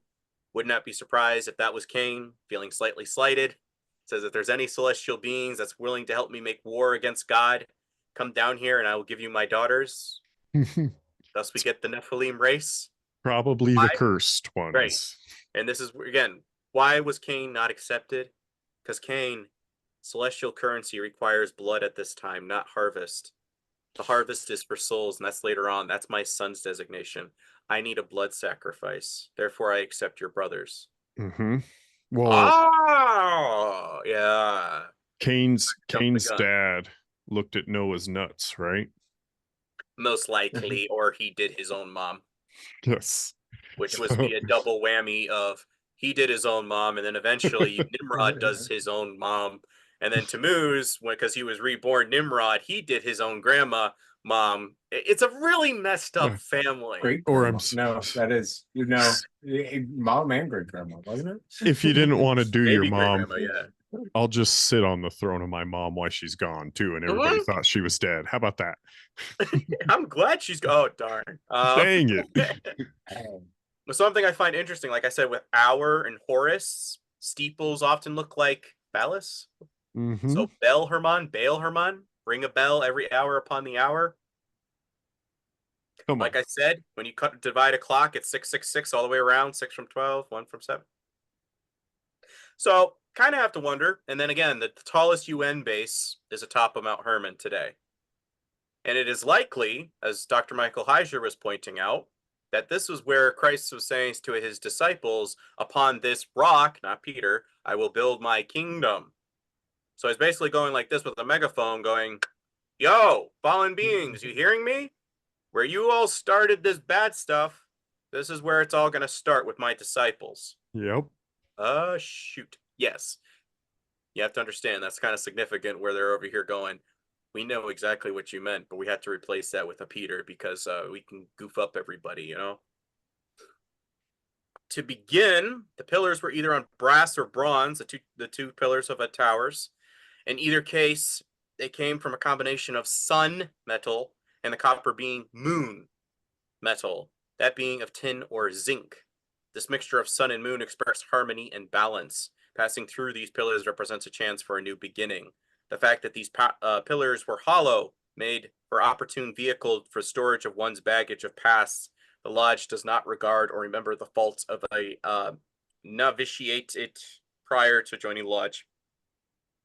In addition, the pillars may be seen as representing 2 out of the 3 pillars of the Tree of Life, the Jewish mystical symbol of creation of the universe. Again, always a parody, always a doppelganger perspective religion of how things can be interpreted. And this is where you get people like, well, the fish is God, the tree is God, I am God. Well, I mean, they tell you right there, right? As the lodge does not regard or remember the faults of them prior to joining. That's kind of like, you don't need to ask Christ for repentance. We'll just forget about it and give you your own way up. Right. And we'll do it through degrees as opposed to actual repentance. Again, does, that's a hearsay system. that's not how that's supposed to work. Yeah, we can skip this marketing. This is just talking about all the stuff. One thing I do find interesting: the sun is father, the moon is mother, and he basically states the father of all perfection in the whole world is here.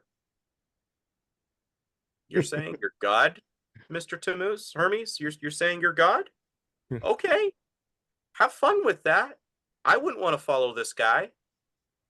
Again, don't take my word for it. Star Remphan condemned in Amos 5:26 and Acts 7:43. This is what you get. Conjoined as above, so below, so the without, as the universe, so the soul. Hermes. It's like I said, this is another variation of Thoth or Hermes, Baphomet. And it's basically Satan's avatar in the flesh. And I have to emphasize that, because if we don't start emphasizing that, of course you're going to say, oh, Trump's not the guy. Why? Because I'm explaining to you the avatar perspective here. I'm explaining how it connects into Catholicism when you study the Kabbalah. But folks keep leaving as opposed to actually asking, what do you mean by that? Yes. And I'm like, I'm trying here. Revelation 9:11. Find it funny. Apollyon is a sun god, as most of us would be affiliated with, but does it have any connection with Apollyon, the son of perdition, or Abaddon, as we read about? You don't think it's a coincidence that 9:11, when you put an X and a 1 in front, that's 9, and when you put a 1 after 10, or an X, it's 11, 9/11? What? I see what they did there. It's gotta be a coincidence. Yeah, you're looking too deep. Right? And then a double X would be an equivalent of Osiris and Tammuz, regenerated, reborn. So an infinity logo or an 8 tipped on its side, that would be an equivalent of basically Ouroboros, regeneration, reincarnation. So Why a double the X. 9/11? Why 9/11? That Because one of- I don't really know, but I know it's significant to these people. Yeah. Because 9/11 was coronation day for kings in ancient Israel. Okay. It is likely that that was Christ's birthday.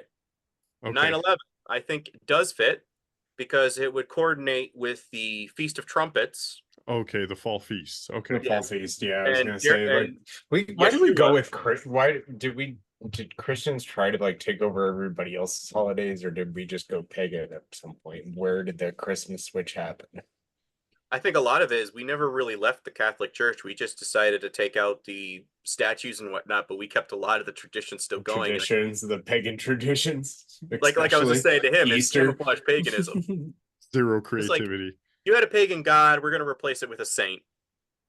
Okay, but so Okay. all the things will still keep going? Yeah, just say he's a saint and he worshiped Christ instead. Okay. Be a good little bat. I'm gonna refill. and I'm gonna everybody- refill my water. Keep going. Go like ahead. All right. even like some of the the more ABC churches will go over that, that basically that we have accepted that Jesus was born way earlier. Right. Yeah, the end of And- fall harvest for sure. Well, right, but it would connect because if they're slightly correct with the Joshua, if there's actually connection etymology there, that would be connecting with Jericho and the sounding of the trumpets when the first towers fell, right? Towers of Jericho, and it would also connect with Christ's return and the sounding of the trumpets in Revelation. So I don't know, but it kind of like, I could see it.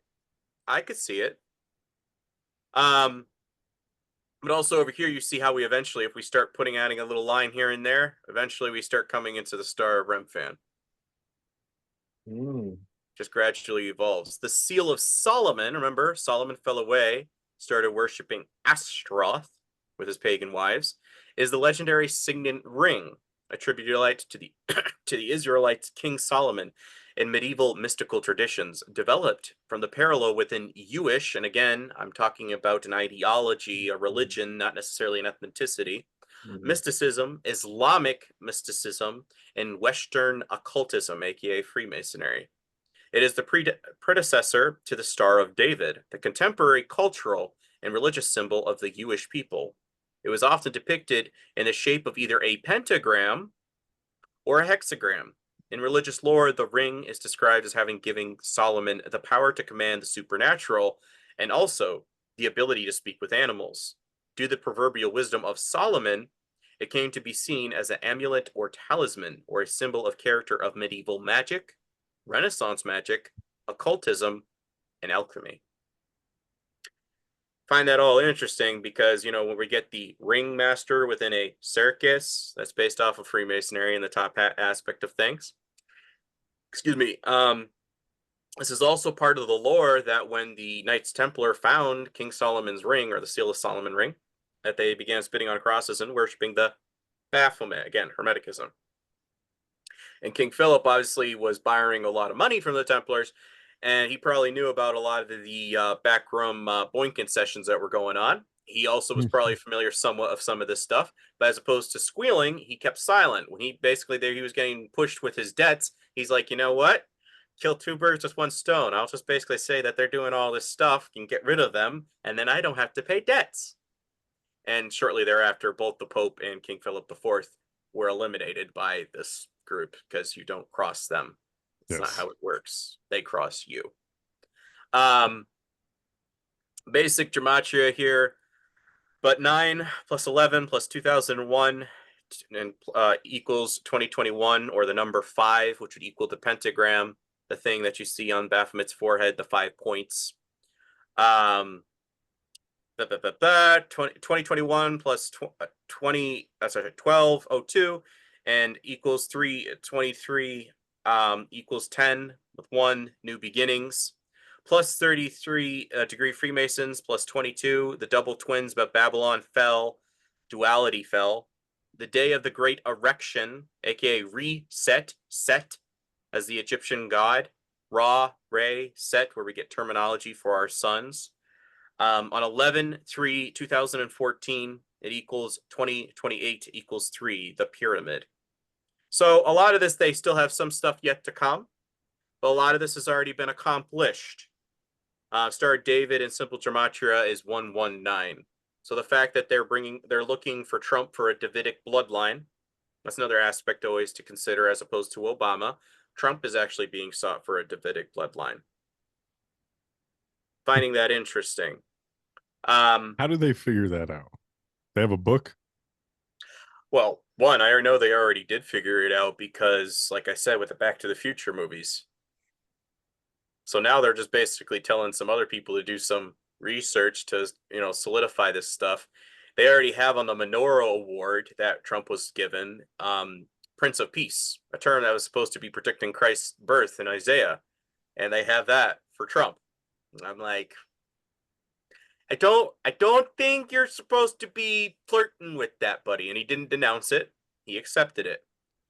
A menorah looks very similar to another deity bad guy. I don't know the name of it because I was reading it from a Spanish meme, but it looked just like this thing. It was like a dancing thing with several arms. I was like, I kind of now even wonder if that's a good symbol, to be honest.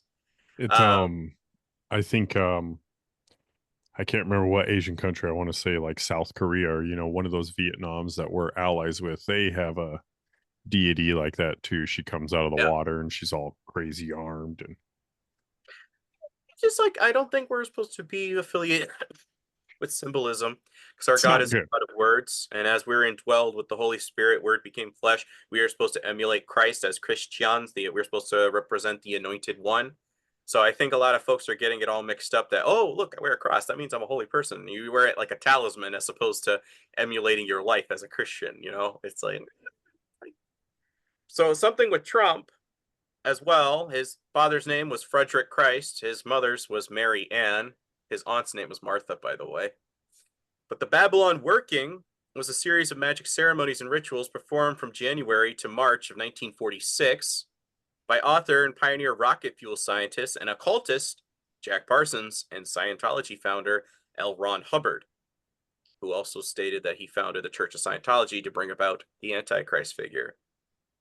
This ritual was essentially designed to manifest an individual incarnation of the archetypical divine called Babylon. The project was based on the ideas of Aleister Crowley and his description of a similar project of his 1917 novel, Moonchild.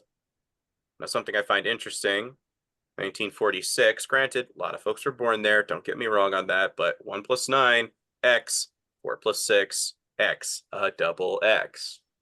Also born in the month of Tammuz, 1 plus 4 equals 5, pentagram.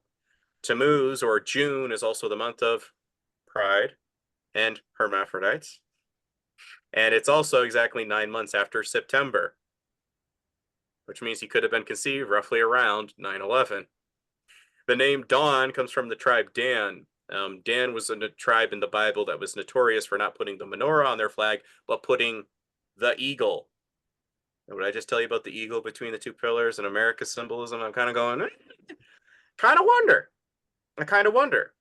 Now we have to consider something with Baphomet's tattoos.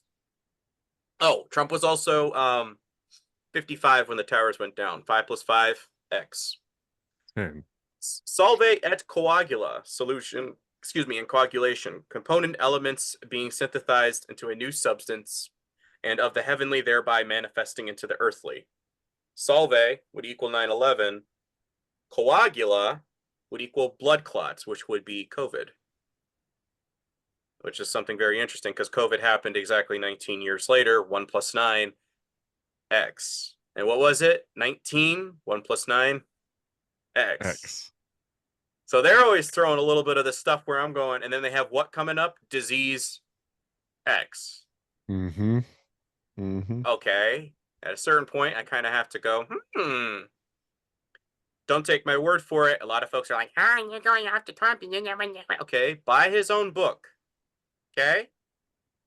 You could wait. Trump way to the top. He says, one day, my Kabbalah teacher, Eaton Yardini, asked how I was doing. I told him I needed a break. This is on page 188 of Trump's book. And I looked at Mr. Eaton Yardini, who is connected with the Zohar. The Zohar is their own prophecies as connecting with Kabbalah. The Zohar, a collection of commentaries that define Kabbalah, a Jewish mystical thought, outlines astrology behind the prophecy.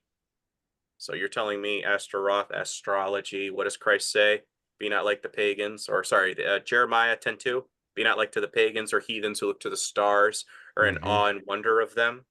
Mm-hmm. You always have to weigh that into mind. And I find something else interesting. If you're buying Dome, astrology, astronaut, astro, star, naut, N-A-U-T, as in nautical, as in water. Waters as above, so I don't know. Everything that you just described, that was sea and ocean. Come on.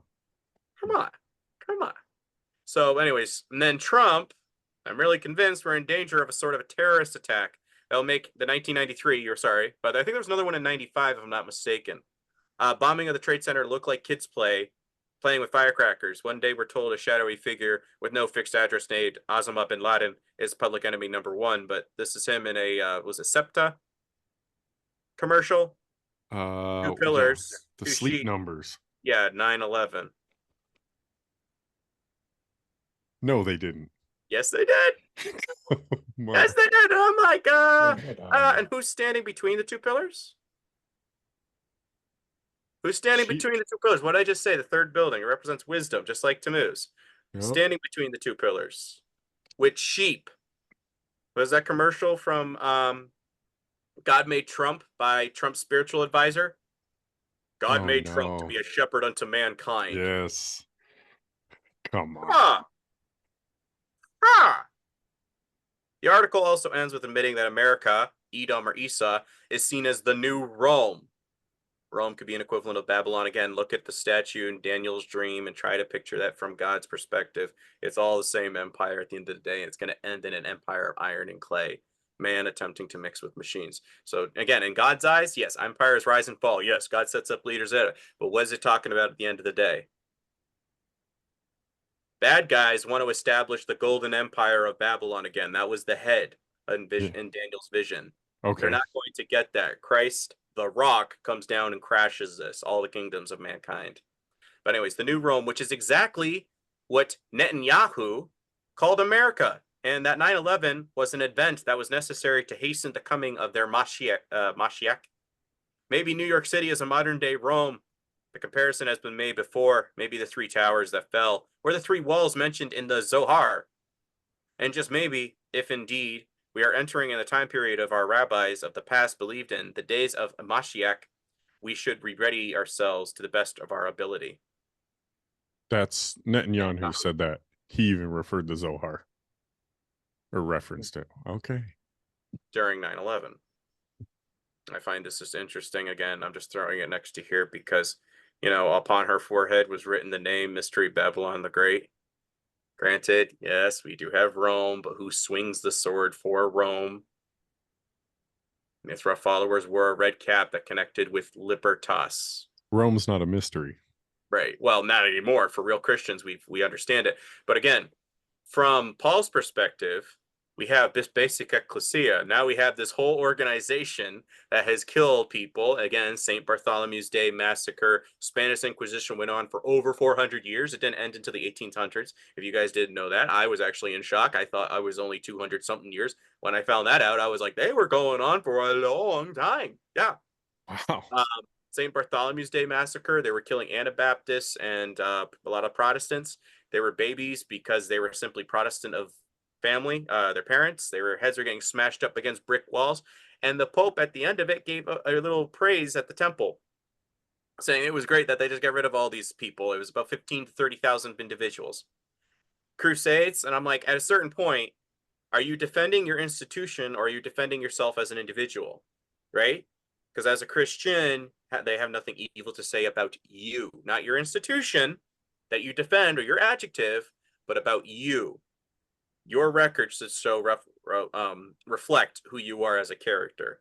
Mhm. So this is where I'm always telling Catholics, stop doing that because, again, Sol Invictus, see him doing something here. Granted, yes, he's got like the little extra digit, but I find it ironic that it makes the full 6. And we have all these other individuals doing a 6 as presidents. That looks so close to the Statue of Liberty. Oh, yeah, that's where he gets it from. Sol Invictus, Right. Helios. Yeah. And again, soldier, S-O-L means sun god. This is where Catholicism gets it. Dus Sol Invictus, where we get Dus Volts. Yeah, that comes from this guy. It's, again, a variation of Nimrod's son.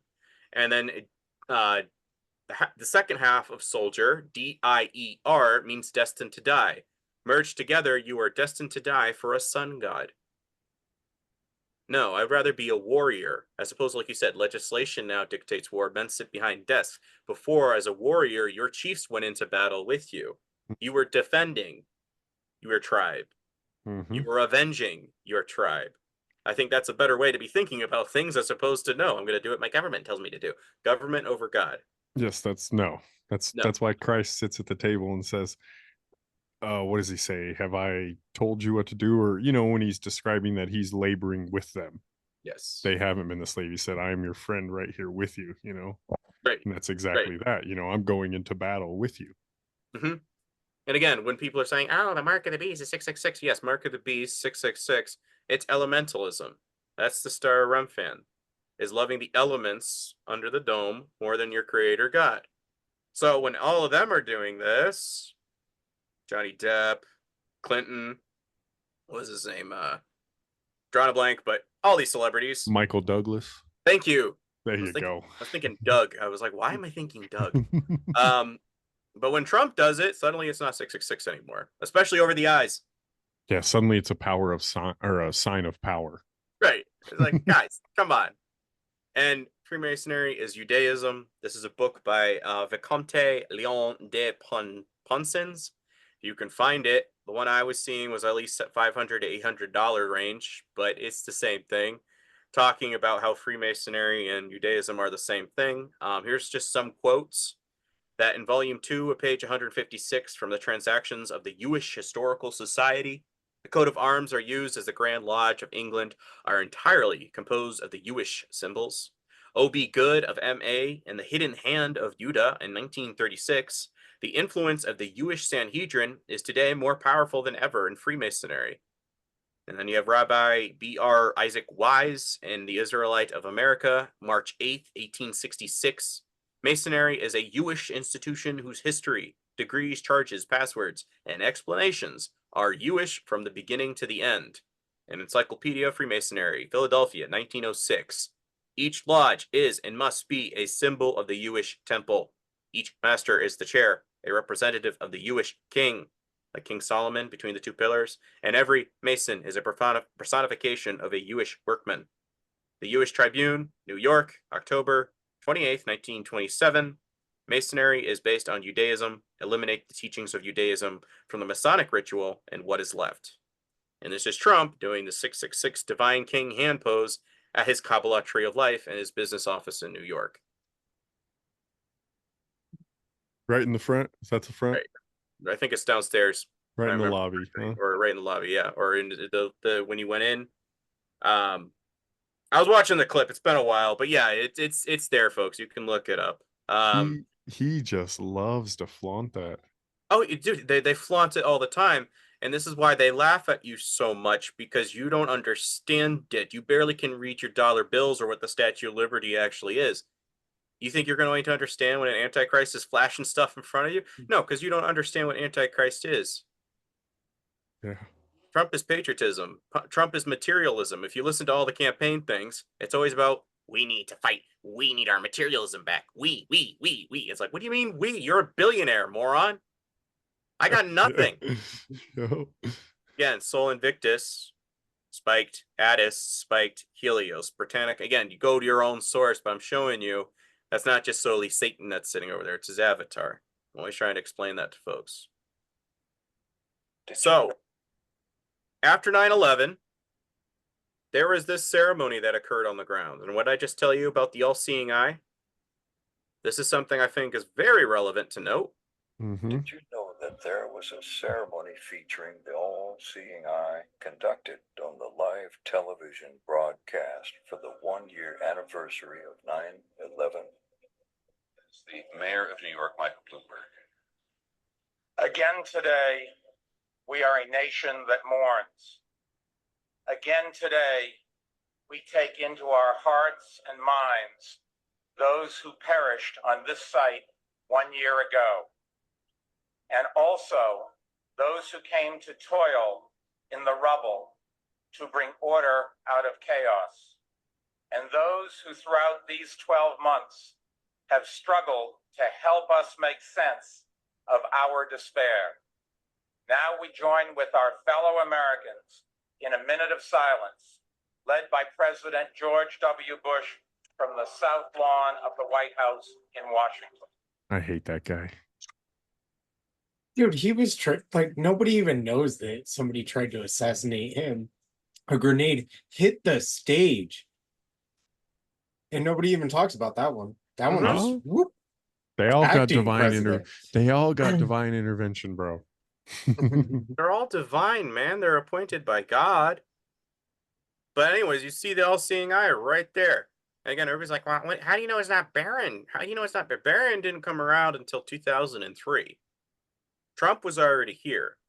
And like I said, this is coronation day for kings in ancient Israel. So I have a very good hunch that it just, yeah. Like I said, Helios, one of those spiked crown guys, Helios's journey on a chariot during the day, travel with a boat in the ocean at night, lightly reflection of the Egyptian sun god Ra, or Re, sailing across the skies in his bark and through the body of the sky goddess Nut, to be reborn at dawn each morning anew. Both gods were known as the all-seeing in Helios's case. Just like Horus, just like Ra, Re, Thoth, Tammuz. And again, Aleister Crowley's tarot deck doing the same symbol as this magician here. Mm-hmm. It's there. It's there. The date 9/11, 2001 is a Roman numerals, looks exactly like this, the hexagon. The black cube. This is what the memorial looks like. The Templar Saturn was designed the color black and outer sphere.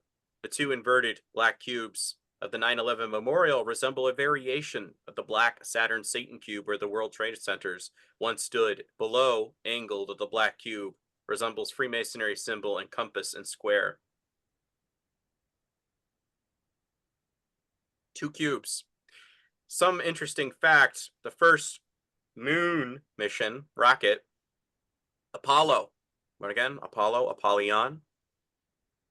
Certain guy People- signed Space Force into law.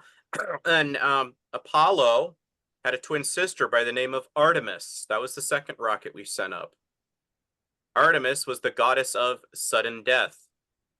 Died suddenly? Anyone? You know, Vaccines. right. Injections, miracle juice. Again, the eyes are the symbol of Tammuz. I'm not just pulling out things. Tammuz is another one of those months with no holidays except for a minor fast and no real practices associated with it. At least not any I've found. This makes sense when you think of the Jewish wheel of the year or relationship to the earth, agrarian cycles. The summer months are when there's too much work to be done with the sowing of fields, tilling, planting, and harvesting. Even though there isn't a specific practice we can associate with Tammuz, there is a theme. It's vision and eyesight. Tammuz is a month that challenges us to see what's in front of us and focus. If vision is the theme, then eyes are the symbol. The practice for Tammuz is to see. Open your eyes. Your third eye. Again, pine cone. And when people are talking about the Hermes purses, yes, it does connect with Tammuz, as this Babylonian winged deity is associated with regeneration. Pine cones were affiliated with regeneration, and conifer trees, evergreen trees, reborn, rebirthed. So you got Navita, you got CBS, Tammuz, TMZ, iPhone. Why are they all doing the one scene? Yeah, so Aldous Huxley from Brave New World. That's the prize. This is what they're always trying to get folks to get into, is look into your third eye, just like on the Freemasonry pillars. Have you guys already seen this one then? God Made Trump? No, I have not. Matt? Nope. Okay, I'll play it. Let's roll. Uh-oh, are we sharing sound? Paradise said, I need a caretaker. So God gave us Trump. God said, I need somebody willing to get up before dawn, fix this country, work all day, fight the Marxists, eat supper, then go to the Oval Office, pay tax, midnight at a meeting of the heads of state. So God made Trump. I need somebody with arms, strong enough to rustle the deep state, and yet gentle enough to deliver his own grandchild. Somebody to ruffle the feathers, name cantankerous World Economic couple of have to wait until the first lady is done. Then tell the lady to shoot and come back for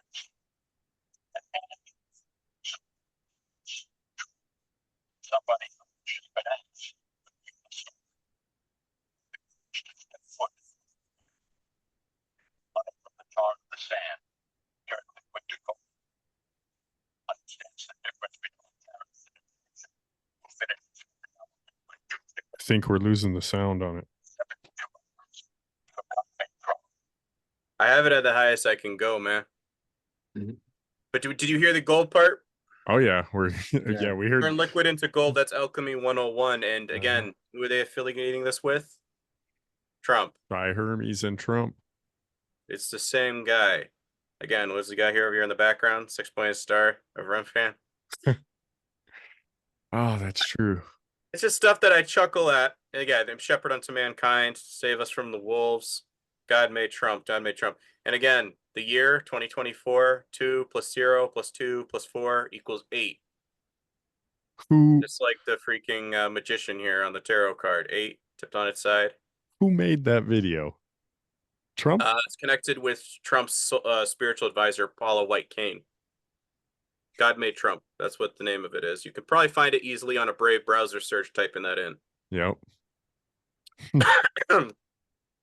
Sorry, getting over a cold. But again, what do they say about the Antichrist figure? Does it behold a white horse, and he that sat on him had a bow and a crown, corona, was given unto him, and he went forth conquering and to conquer. And this is a plethora of news articles with him riding a white horse, as well as White Horse's Spa, Trump Doonbeg home. And you notice the 666 here? Everywhere. Right. You could, again, Time Magazine has him wearing a crown, King Me. Little things to note. Oh, this is the thing I was telling you about. I didn't even type in Trump's name. All I did was 2024 election results, vice president, I think one other thing, and this is what popped up. Nothing about horses, nothing about a dragon. This is what popped up. Look at that middle horse. Yeah. That middle horse is a dragon. Again, a lunar white dragon symbolizes death like and the other rebirth. one has like regular teeth. That one has sharp teeth. Looks like a that's a foo dragon. dog. A dragon given, over the 4 horses of the apocalypse. Likely associated with a moon god. Like what I just say earlier. Sin, Allah, that was the original thing. It came down from Turkey, Ararat region, all the way down to the Nile. In China, a white dragon is an omen of death, a warning. White dragons are associated with the direction south. King of the North, King of the South. East meets West. You type that in with Trump's name, you'll find a plethora of articles of East meets West. I just found it interesting. I'm like, wow, certainly sounds like an individual. Noahide laws, like I said, be any God definition you want to throw in there. It just can't acknowledge Christ. That's a problem. Any God you want, not Christ, not the Son. No, no, no. And this is again, well, Trump's not the only one. So I'm throwing this out here, but you notice that Mr. Rabbi is looking directly at the camera while doing the hidden hand of Freemasonry. A little bit of a he. Yeah, that's not nice. But Trump is the champion of Noahide laws. And I find it interesting that when this is signed, it's in the month of the bull, Taurus, 4th month, 4th date, 4 + 4 = 8, the Ouroboros, Ishtar, Eastar, same time frame. The article's even in November. Mm-hmm. Yeah. And he said if once he wins the election in this fall on the 5th of November, he's going to make it. And I was like, the 5th of November? Yeah, remember the 5th of November. I was like, huh? I remember. And the Jesuits have been warning us for years about that particular date. Donald means world ruler. Trump means to deceive, one up, or outdo somebody else. I just find that interesting. A lot of this I've already explained before. But I find it interesting that Sol Invictus is what the Satanic Temple posts during Christmas with Baphomet's head.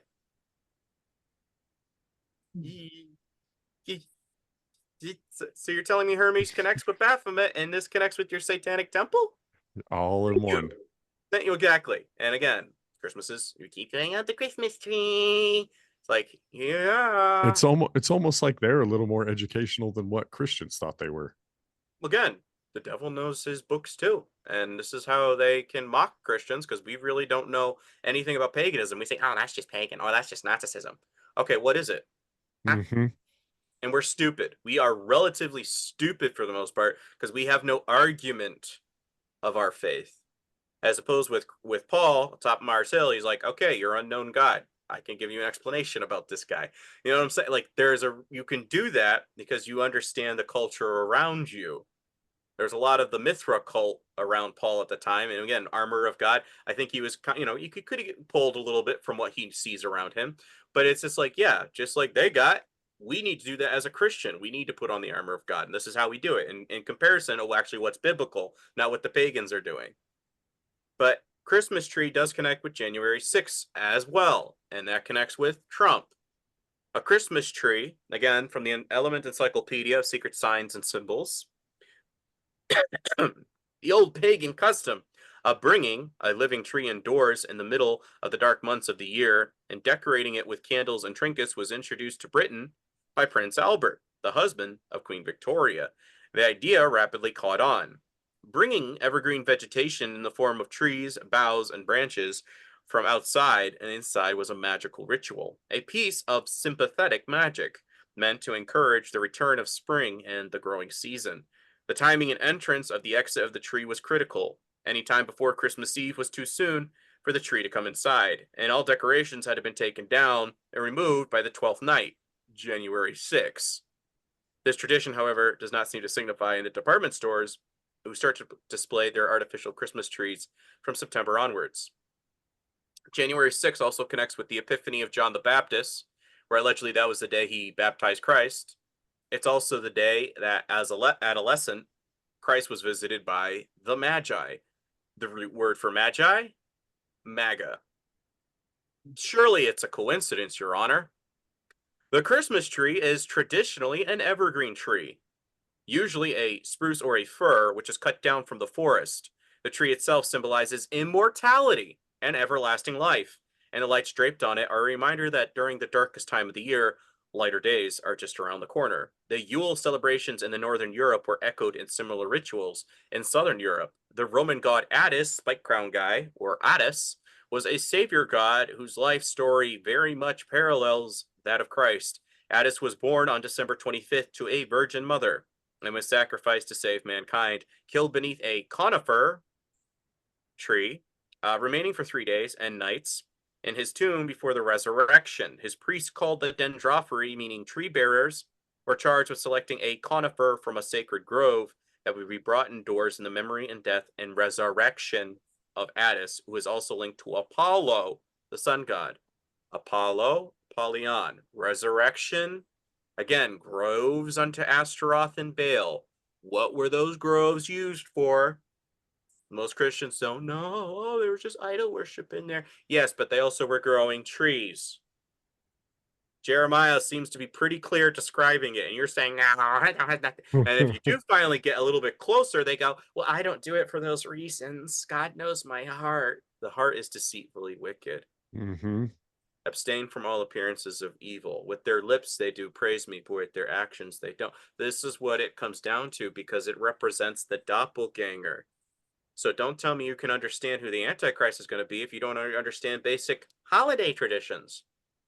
And again, another story, the supposed union of this union is Horus, another variation of Tammuz, the reincarnate of Nimrod. Semiramis claimed a full-grown evergreen tree sprang out from the roots of a dead tree stump. This symbolized the springing forth of new life for Nimrod. On the anniversary, it could be Tammuz or Nimrod because regeneration. Nimrod's birth, December 25th. She said that Nimrod would visit the evergreen tree and leave gifts under it. This is the genesis of the Christmas tree symbol of Nimrod. This equates to approximately 9 months after Easter, or the date Ishtar became pregnant with Tammuz. There's that 9. Yeah, 9 and 11. 9 and 11. It's like, guys, pretty darn certain that these people know what they're doing because they base everything off the stars. Again, Whore of Babylon. You notice how Baphomet, again, that's Christ pagan doppelganger. You see how he's sitting there? It's all similar. Dagon in the Bible. Remember when they brought the Ark of the Covenant into the Philistine temple of Dagon? And then the next day, the fish god went because God's presence was standing in front of him. He's like, no, that don't happen around here. No, no, no. Dagon is a variation of Attis, a Mithra hat, Mithras. That is what you're wearing as the Pope. And again, Dagon's name translates into grain. Attis was known as the god of grain. We have a lot of cereal around here, don't we? Grains, get your grains. A fish hat. Mm-hmm. A fucking fish hat. Again, Trump's name, Adonis, could be a variation of Donnie or Dawn, connecting with Dumazid, because we have over here Adonis is an equivalent of Dumazid, and Tammuz, Adonis. Levantine equivalent. Levantine equivalent, Greek equivalent. Basically, it's going further and further down that angle trajectory of migration around the Mediterranean. But Dumazid was a Sumerian goat shepherd god. What does Christ say? I'm going to separate the sheep from the goats. You're the greatest of all time. Are you? Are you? You know, and again, goats as a Zell goat. Again, Confessions from the Illuminati. The book that Bush was reading from, Skull and Bones member, was reading aloud from the book My Pet Goat right after being warned about 9/11 attacks. Was he? Yep. Come on. That's when the Secret Service walks up to him and tells him what's up. And again, are you a Mason riding the goat as a Zell goat? When you see them doing the Vulcan sign, that's the sign of the goat hoof. A lot of folks don't realize that, but that connects with Kabbalah. Huh. Yep. Yeah, that's the first I've ever. That makes 100% sense, though. And again, coagulation. On either side of the smaller figures of Mithra, one holds a torch upward, the other a torch in reverse. The dataphors of the torchbearers represent the powers of life and death, of waking and waning in the spring and autumn, the ascent and descent.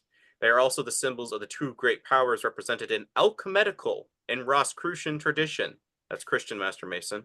Yep. By the right hand of the raised finger pointed upwards, and the left down finger pointing downwards, accompanied by the mystic utterances coagula and salve. Collect, disperse, fix, and vitalize. So Mithra does connect with Baphomet. When I keep telling folks, when I was reading this in the book, I dropped it. I was literally in shock. I said, I have hunches, but then I read exact phrasing like that, and I'm like, you just knocked it out of the park. That Mithra does connect with this Babylonian guy. Mm-hmm. Again, red caps might ask the model of liberty, freedom, and equality die with the cult of Mithras? Did the red cap of liberty fall to the ground for freedom forever to rise from the dark ages? Much later, some would say by magic, some would say by coincidence, some would say the spirit that never dies. The Figurian cap came to figure heavily in the French Revolution, the iconography publicly influenced by the Roman goddess Libertas. It's crazy too, because when Trump got shot, he was wearing his red cap and it fell to the ground, right off his head. Yep. It's all there. Symbolism. Space Force, turn that thing upside down. You got Baphomet's head. Who signed that? Who signed Operation Warp Speed? Come on, folks. Old Trump. It wasn't Obama. It wasn't Bush. Who has 9/11 stamped on their face, on their Instagram profile? They have 9 stars, like we just counted in the beginning with the stars.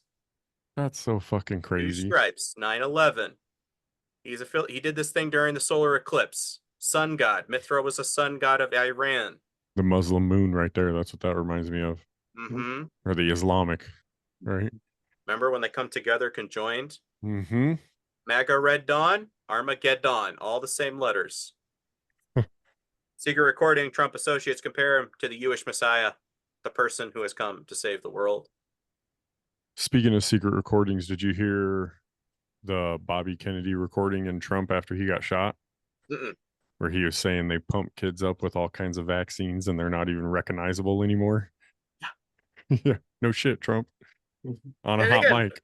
Nobody wants to go after him for that. They're all like, oh, he was being persecuted by the swamp. Dr. Fauci was pulling all that. He gave him an award before leaving office. Yeah. Told him to do it. Operation Warp Speed. That is a Trump White House archives thing that you can look up. Oh, Don't yeah. tell me he was being bullied and coerced. Don't tell me that. Stood in front of the camera after spending $100,000 to feel better and telling everybody, oh no, you'll be fine. Yeah. Yeah. Again, Sure. corona etymology means a crown, a garland, a spiked crown. Yep. Interesting. Again, Garland on the tree, huh? Sun god. We can skip that. But again, it's just talking about how our miracle juice has added an extra helix to our DNA. Mm-hmm. Pentagram.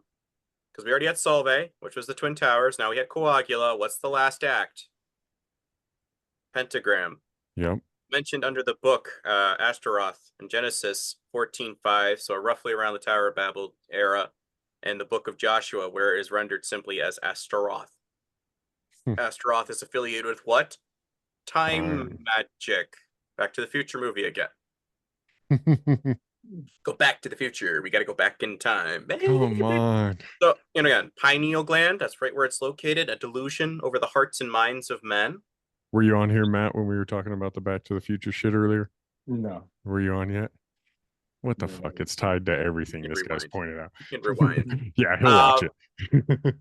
It's this. The pentagram you can find is connected with our Washington. It's also a city surrounded by 7 hills, as is Rome, as is Jerusalem. So when they say one of the many heads of the beast, who knows? Maybe there's a coincidence with that as well. But I find it very interesting that the pentagram is in the U.S. The Washington Monument in the U.S.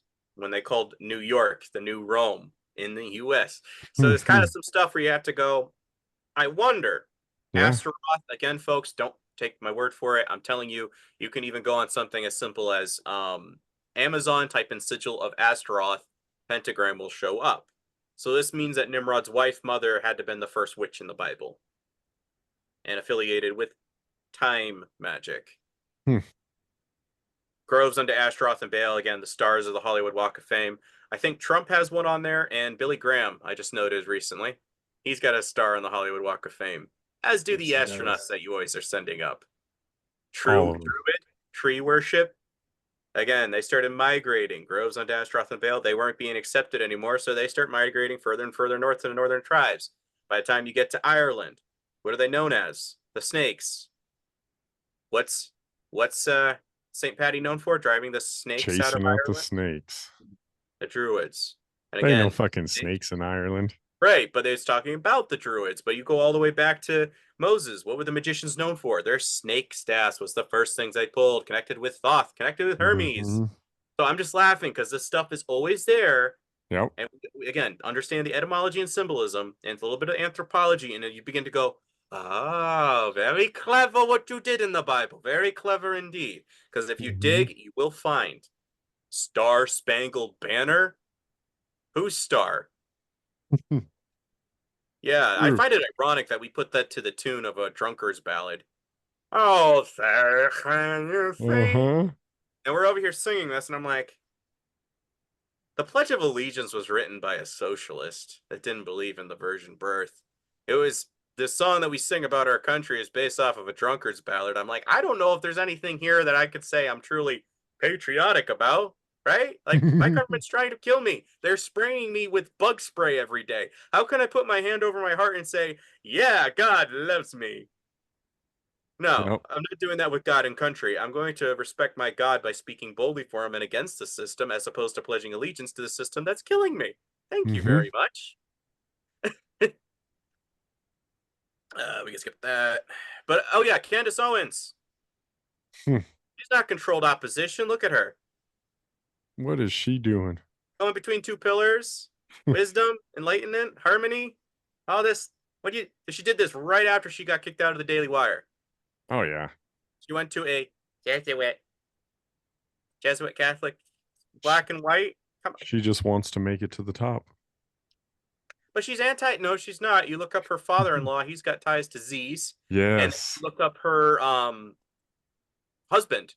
He's got ties to being the youngest leader of the Black and White Ball, which is connected with Rothschilds when you look up the origins of that.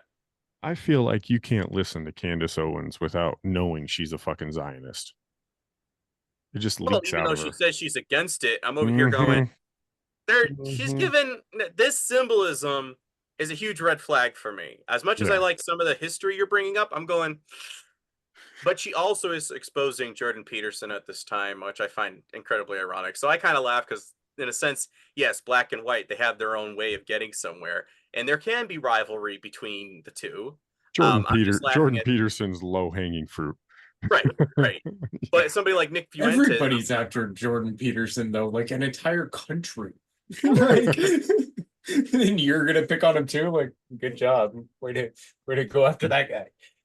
Hey. Just a lowly lobster, man. Get off his back. Yeah, an abusive lobster.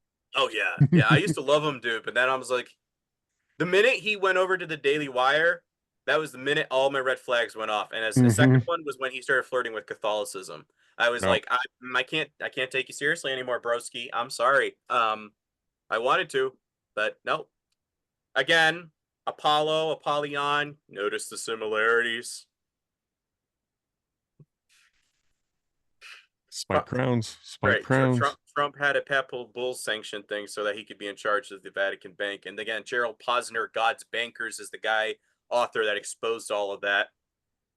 Again, based off of a Hermes alchemical page, they're connecting the Caduceus staff, sun and moon worship, and the star Remphan between feminine and masculine merged together.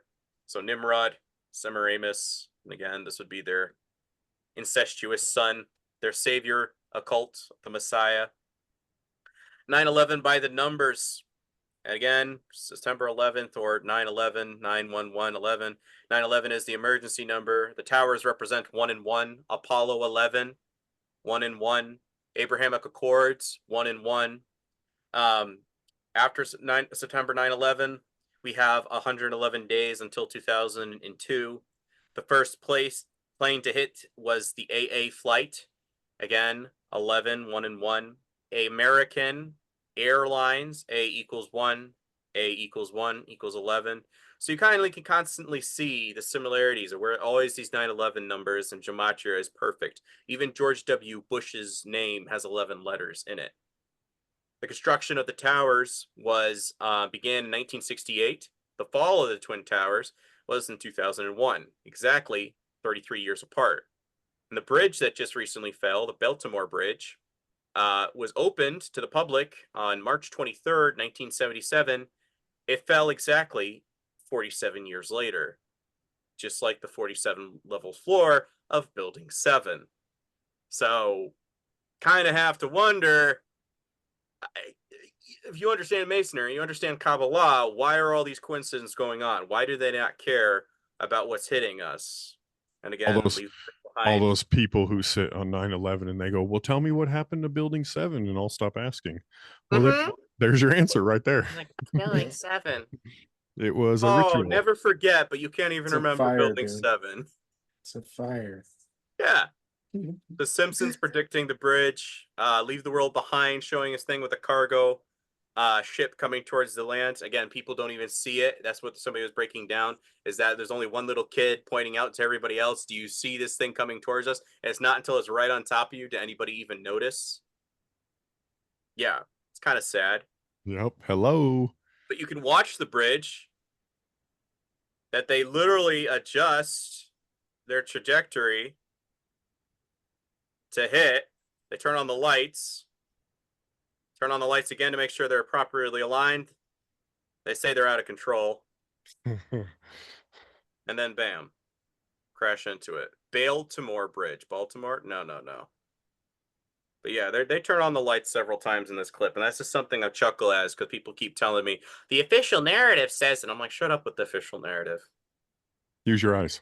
Have you not learned anything by now? Is never trust the official narrative. See, they turn on the lights. They turned on the lights. Then turn them off again. And people go, bottom, that's just a backup generator. Well, you don't think it gave it power to the fucking steering? Right? You think that'd be one of the crucial things, right? Like the very redundancies, things like that. You can see the Knights Templar cross on one half of this thing. You have the number 3 on one half. This is the boat? Yep. So we got 3 Knights Templar cross. Scan back up. Go to the other side. Another 3, so 33.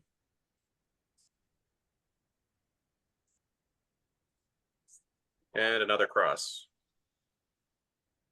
So yes, guys. And again, what's it called? Dali. Just like the container ship Dali hit the Francis Scott Key Bridge. Salvador Dali had a painting called The Broken Bridge in the Dream. He was big time into the occult. The first cloned sheep by the occultists and the UFOologist, Dolly. Yeah. And again, Jonathan Rumi from The Chosen. He's in the club as a Knights Templar. Trump, he went to a graduation thing. The colors of the robes are very Masonic. Come to find out, the owner of the university that he went to is a Mason. So when folks are saying, oh, he's not, he just was a graduation ceremony, I was just like,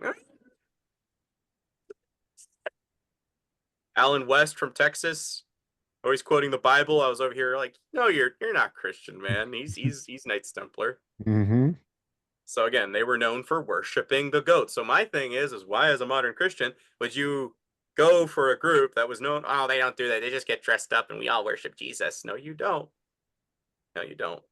Why the cross there instead of the Kundalini on that? It could be several variations, because that's just the thing with folks don't seem to realize, is that in New World Order, aka Antichrist system, there's many roads to get to the same place. It could be chakra, it could be the Kundalini, it could be God consciousness. You choose your path. Do as thou wilt. That's what's happening. Yes.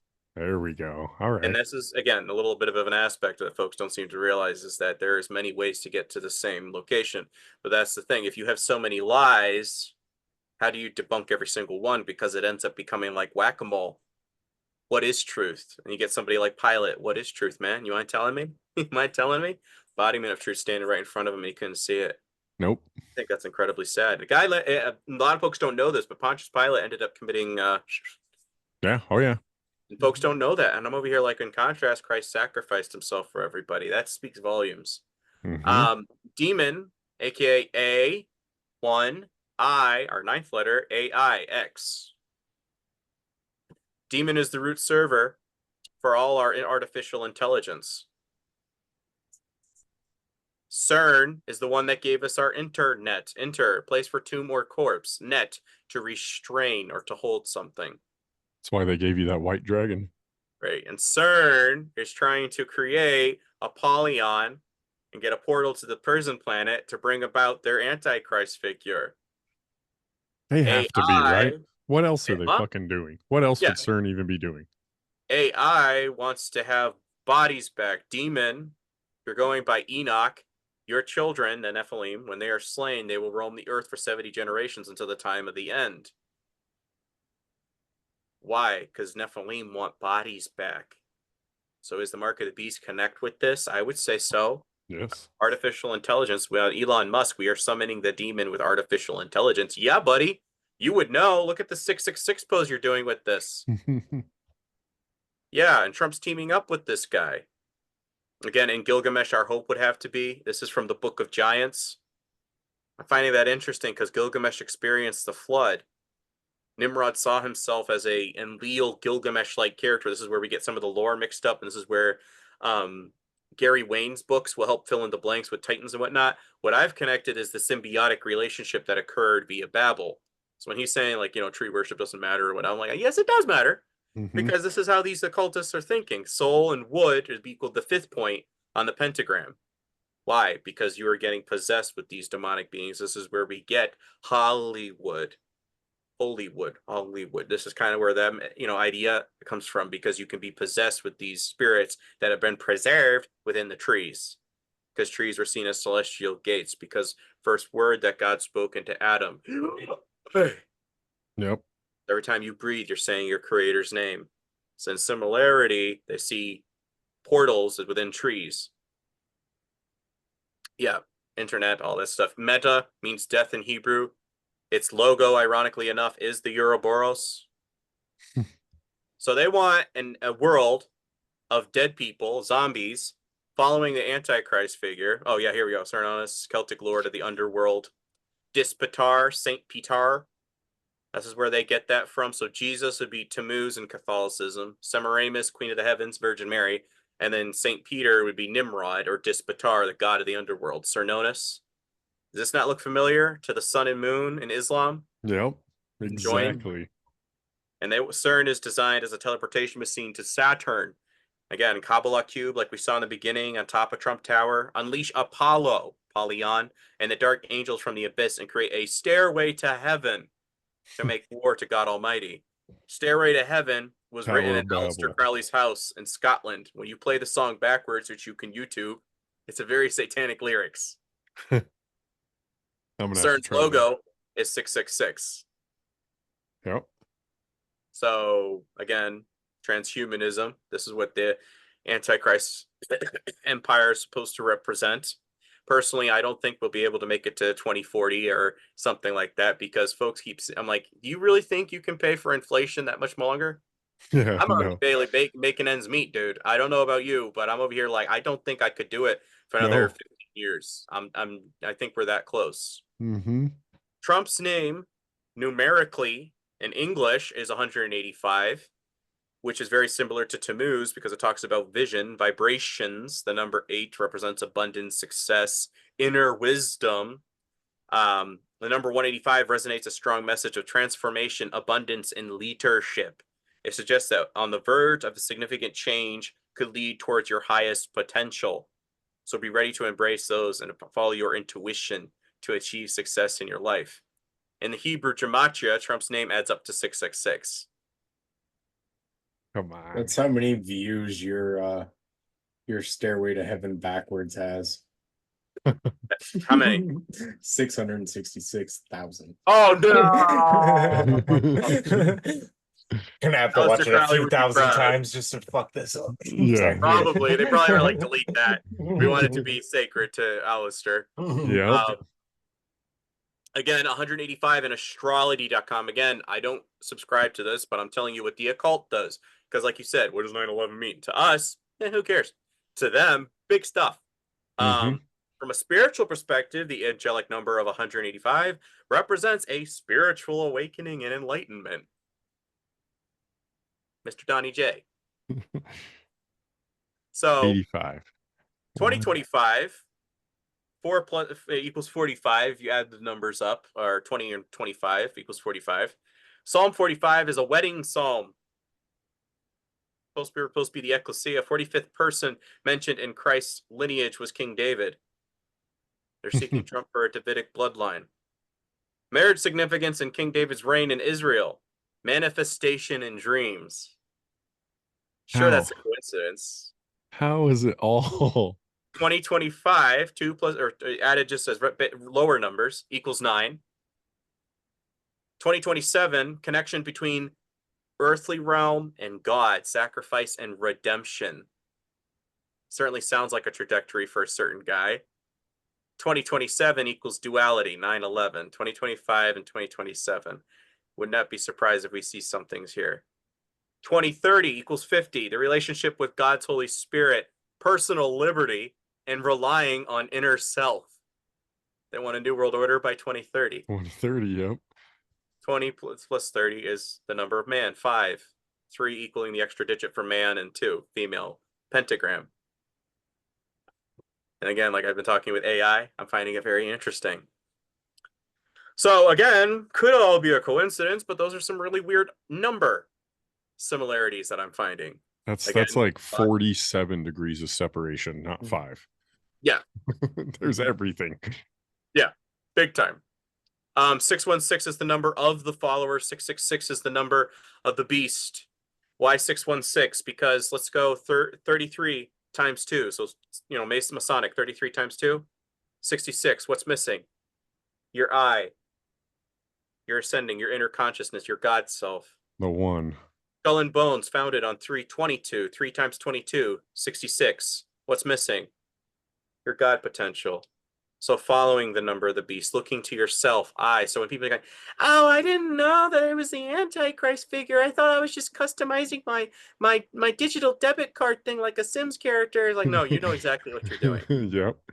You will know exactly what you're doing. Now, to tie it up to what's been happening, these are the new slides. Balfour Declaration was a public statement issued by the British government in 1917 during the First World War, announcing its support for the establishment of a national home for the Jewish people in Palestine, then an Ottoman region with a small minority of Jewish population. The declaration was contained in a letter dated November 2nd of 1917 from the United Kingdom's Foreign Secretary Arthur Balfour to Lord Rothschild, a leader of the British Jewish community, for transmission to a Zionist federal and Great Britain, Ireland. The text of the declaration was published in the press on 9/11/1917. Come on. Solomon Brothers, Twin Towers. King Solomon built the king. Okay. Yakin and Boaz. Again, nothing significant, but how come on the temple coin, Trump's known as the second Cyrus over there, but it's on the Cyrus Balfour Trump Declaration from 1917 to 2017. Oh, it's always been their land. Has Trump it? was the one that recognized Jerusalem as the capital. Okay. And you're putting him on a temple coin. The second Cyrus is known to wipe out all the Jews' enemies for anti-Semitism, which Trump has stated he will do at a rally. I have played that clip before. Aleister Crowley's Moonchild. Remember when I read that before for Babylon Working Project? Yep. Published in the same year as 1917. And again, earthly Israel requires a physical temple. Ecclesia lets the Holy Spirit indwell us as his temple. It's a choice. I want you to indwell me. I understand the sacrifice that's required. I get this. Other one. No. God's going to pull me out. I am bit of it.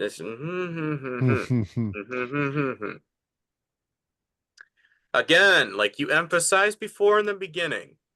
1, of the heads of the beast seemed or appeared, other variations, to have had a fatal wound. That looks kind of fatal if you're looking at that from John of Patmos' perspective, where people would die from freaking scab bites, for crying out loud. Oh yeah, I mean, you hear gunshots go off and a guy grabs the side of his head right away. Yeah. Again, if he tilted his head, it would have been critical. Like I said in the beginning, my buddy said it would be code D, fatal or critical injury in the ER terminology.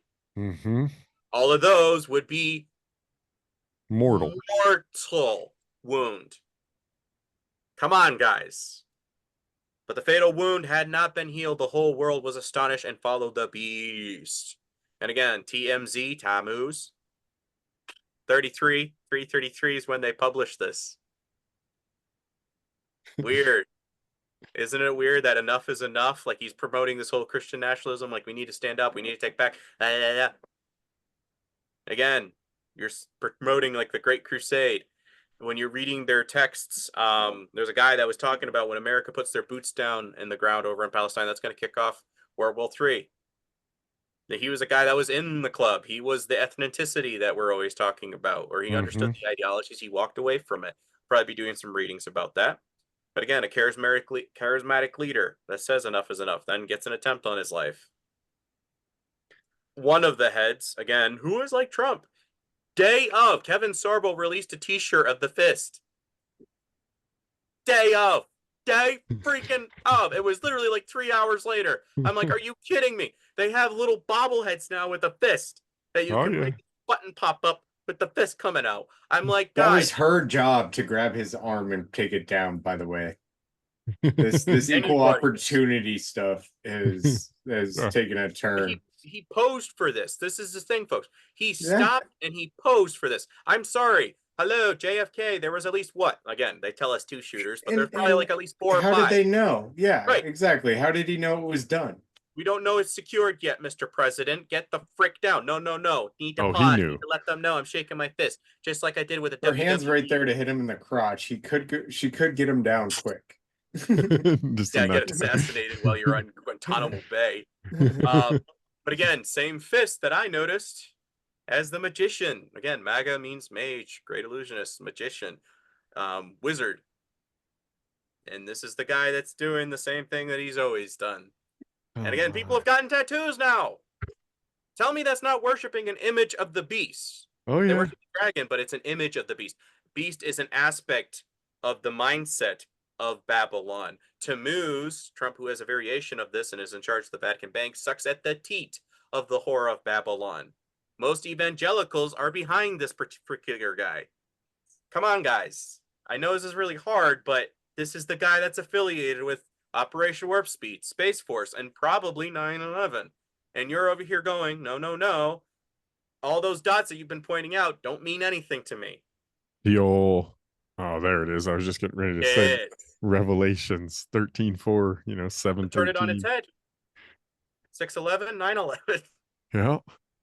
Again, what is it? The month of July. That's the same time that they shot the Apollo hoax. 4/1/69, April Fool's Day. Again, like I said, a goddess of sudden death. But I find that interesting that you pointed it out. But then you invert that. You really think that's a coincidence in the month that it happened? What's the verses? Revelation 13:3-4.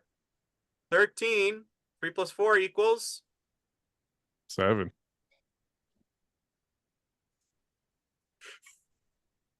It's all right there. I really played this, and I didn't have these clips stuff yet. But the guy, like I said before, the guy was like, "Oh, didn't you say that like a couple months ago the only thing to look for is the head wound?" Pretty much. Again, they worship the dragon and the authority that he given the beast, and they worship the beast, saying who is like the beast and who can fight against him.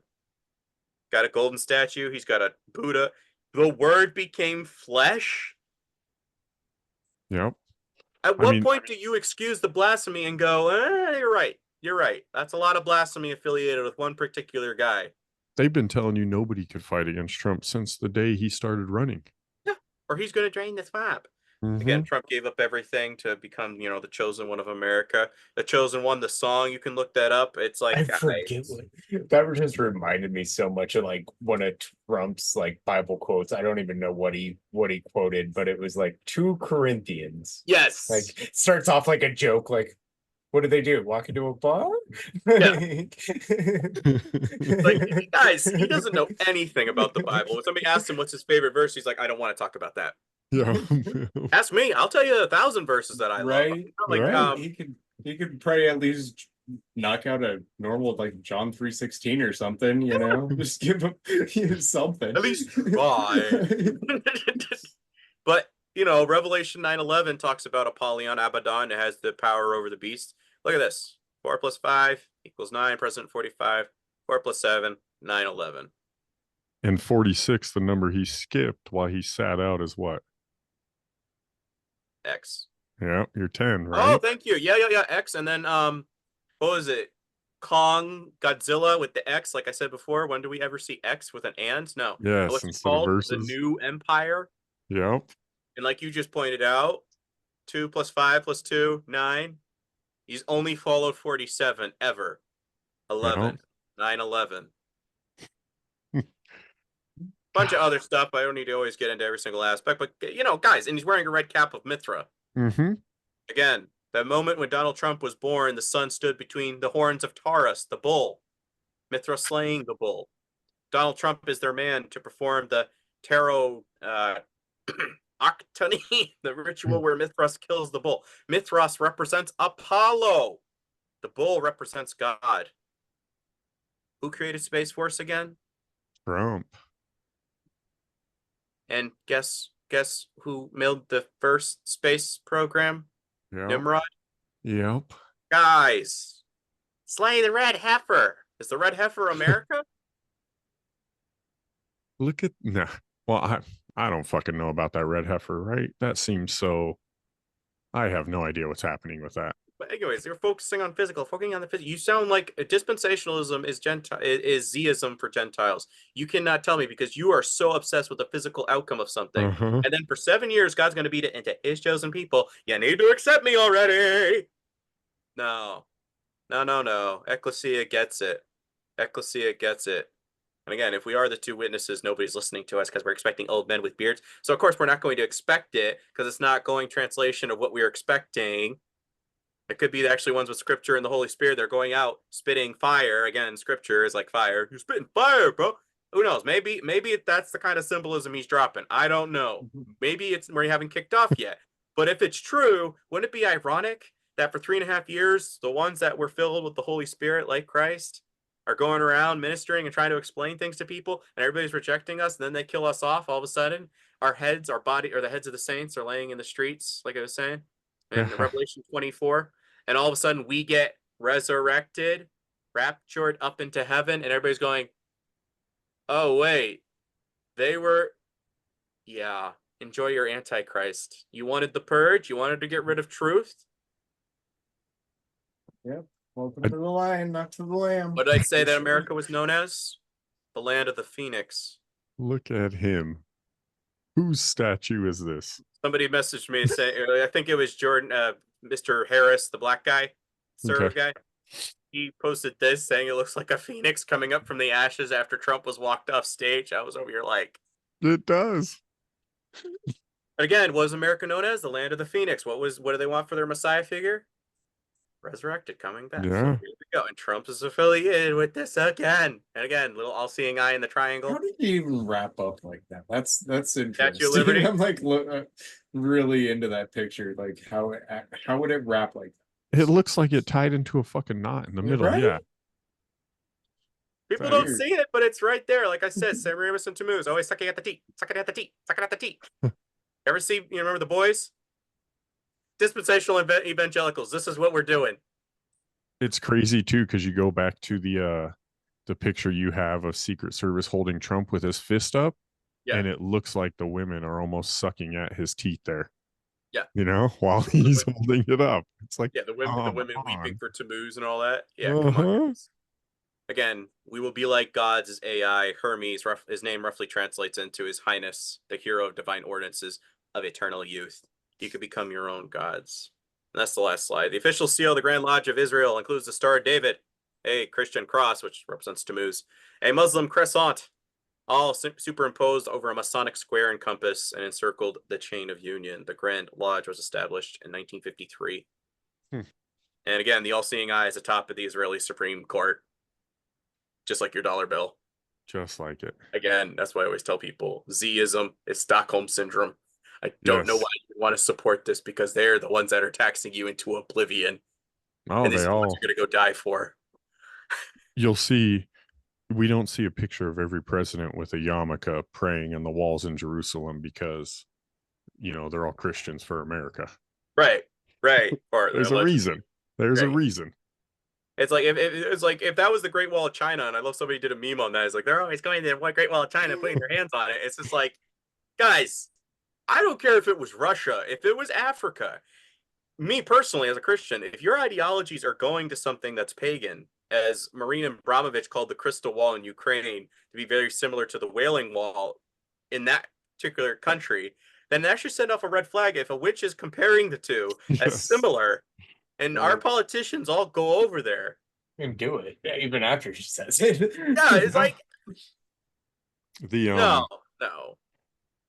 And it's like we kind of said at the beginning right here. There's all the receipts, right? You can go and you can look through. I had some articles pulled up, and we had already touched on it, right? But like George W. Bush, you know, he had a grenade thrown at him. George Washington survived an assassination attempt where he was never shot. I think, dude, there was like 5 attempts on Lincoln's life before it was actually done, you know? And everybody's like, oh, divine intervention stepped in every time. But like you say, how? Show me where. Right. Well, there isn't, but you go back to Trump and they're like, divine intervention stepped in and stopped Trump's bullet. And it's like, show me where. And then there's 900 pieces of scripture that go, well, maybe it wasn't divine intervention stopping a bullet. Somebody was bringing up something about the timestamp or whatever, and he was going, and look at that. That's just like what we get in Ephesians 5 this. And I'm over here like, are you serious right now? Are you serious right now? Maybe it is divine intervention. Like, I mean, if he is the son of perdition, then that's what it is then, right? That's like, my point exactly. It's either or, it's just happening. That's my point. We go through and there's all these, when people go, oh man, something happened and all this. It's like, dude, well, shit's always happened to candidates. Right.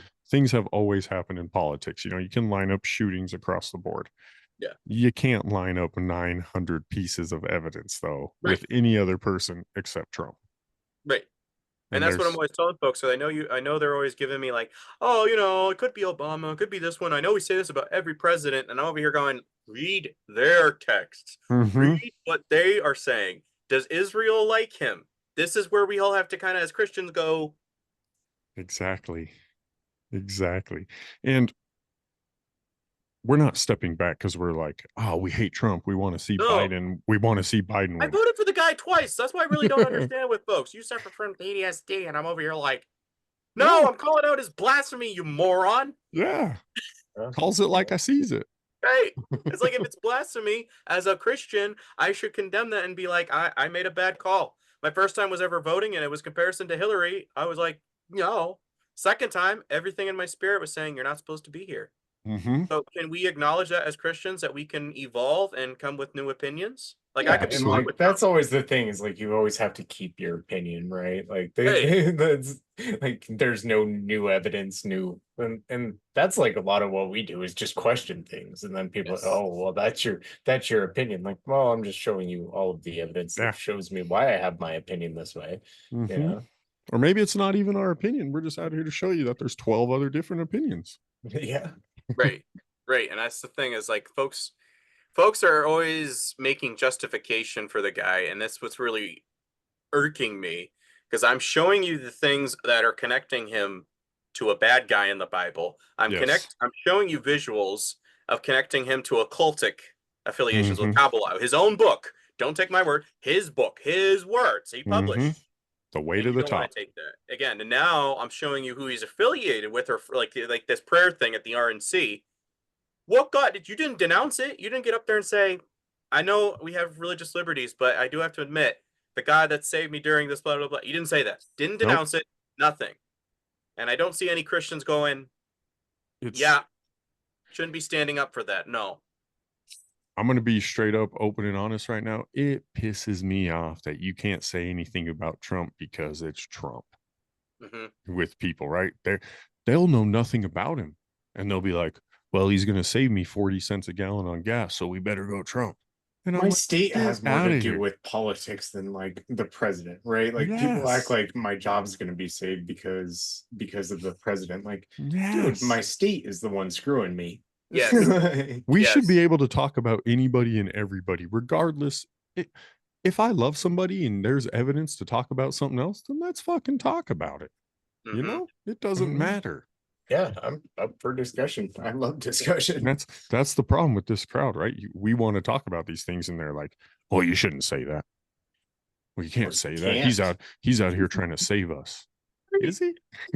And that's the thing, guys. It's like you keep telling me, "Oh yeah, the government's evil," and then you keep voting for this two-party system.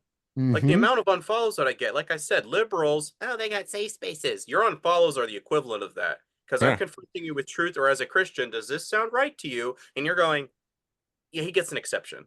Why? Oh, yeah. Why? Why does he get an exception? How come blasphemy gets a pass on you? I really want to know that, and they don't have an answer, so they run away.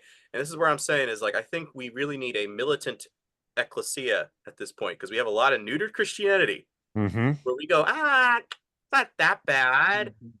Yes. Like, no, we need to be adamant, and we need to stand up for what Christ stands for. And I think people are going to mix what Christ stands for with a militant Christian, this Project 2025 thing. They're going to say, oh yeah, that sounds great. That's bringing our country back to where it needed to be. And it's going to be like, no. Yeah, you gave all your rights to one party now. Yeah, a very militant party. And that's what I'm telling folks is look into that, because you keep saying, oh yeah, that sounds great. And Trump's already said, I'll weaponize the government. People seem to like that idea. And I'm like, you think that, okay, you said it. You said it. You want to weaponize the government. Go against your political enemies. Oh, he's draining the swamp. No, he's being a fascist. Yes. He's making sure he's taken care of in the end. Yeah. The Q-tips went a little too far. They're all oatmeal above the eyebrows, if you know what I mean. The waves don't quite crash on the shoreline. Tell everybody again, you've done it before. Tell them where they can find you. Oh, yeah. Mana Daily Podcast on Rumble and YouTube, and then Krollology, Kroll-ology, or _101. If you can't take things seriously, you're just gonna unfollow if I mention anything more on Trump or anybody else that you might love in this world. Like I said, at the top of my profile, it's pro-Christ, anti-Trump, or anti-Trump, pro-Christ. And if you guys are unfollowing me, I think that should reflect on you, what you're doing. Like I said, if you get thick skin, you'll probably love it. If not, probably gonna cry like a baby. Everybody deserves a little education. Yes. Toughen up. Yes. Thanks for having me back on. Matthew, I'm glad you're able to join us. I'm glad your teeth are doing a little bit better. Yeah, me too. That's fun. I'm glad I didn't have to go to the medieval guy. Maybe I'm just at the wrong dentist. I don't fucking know. Lots of brandy. We're out here in the rural area. Maybe I picked the wrong farm guy. Right on, dude. Well, this was another awesome episode, and I'm happy to bring you on, man. That's cool. Everything just fucking is flying, I feel like, off the channels with Trump right now. Yeah. And everybody, and it's one-sided. It's all, oh, God protected this man, or thankful our Savior's here to continue to go for us, or this whole ideal that we lost everything if Trump would have been killed. Right. And that's not the truth, in my opinion. I don't think that's the point of the show. And I don't think that's the point of what we talk about. It's there's more to it than that. Yeah. Right on, man. Well, thanks for having you. Oh, thanks for having me back on. I'll find another topic, maybe Origins of BlackRock or something next time. Yes. Anything, man. Anything. Okay. Awesome. We'll talk to you later, brother. Awesome. Have a good one. Later, man.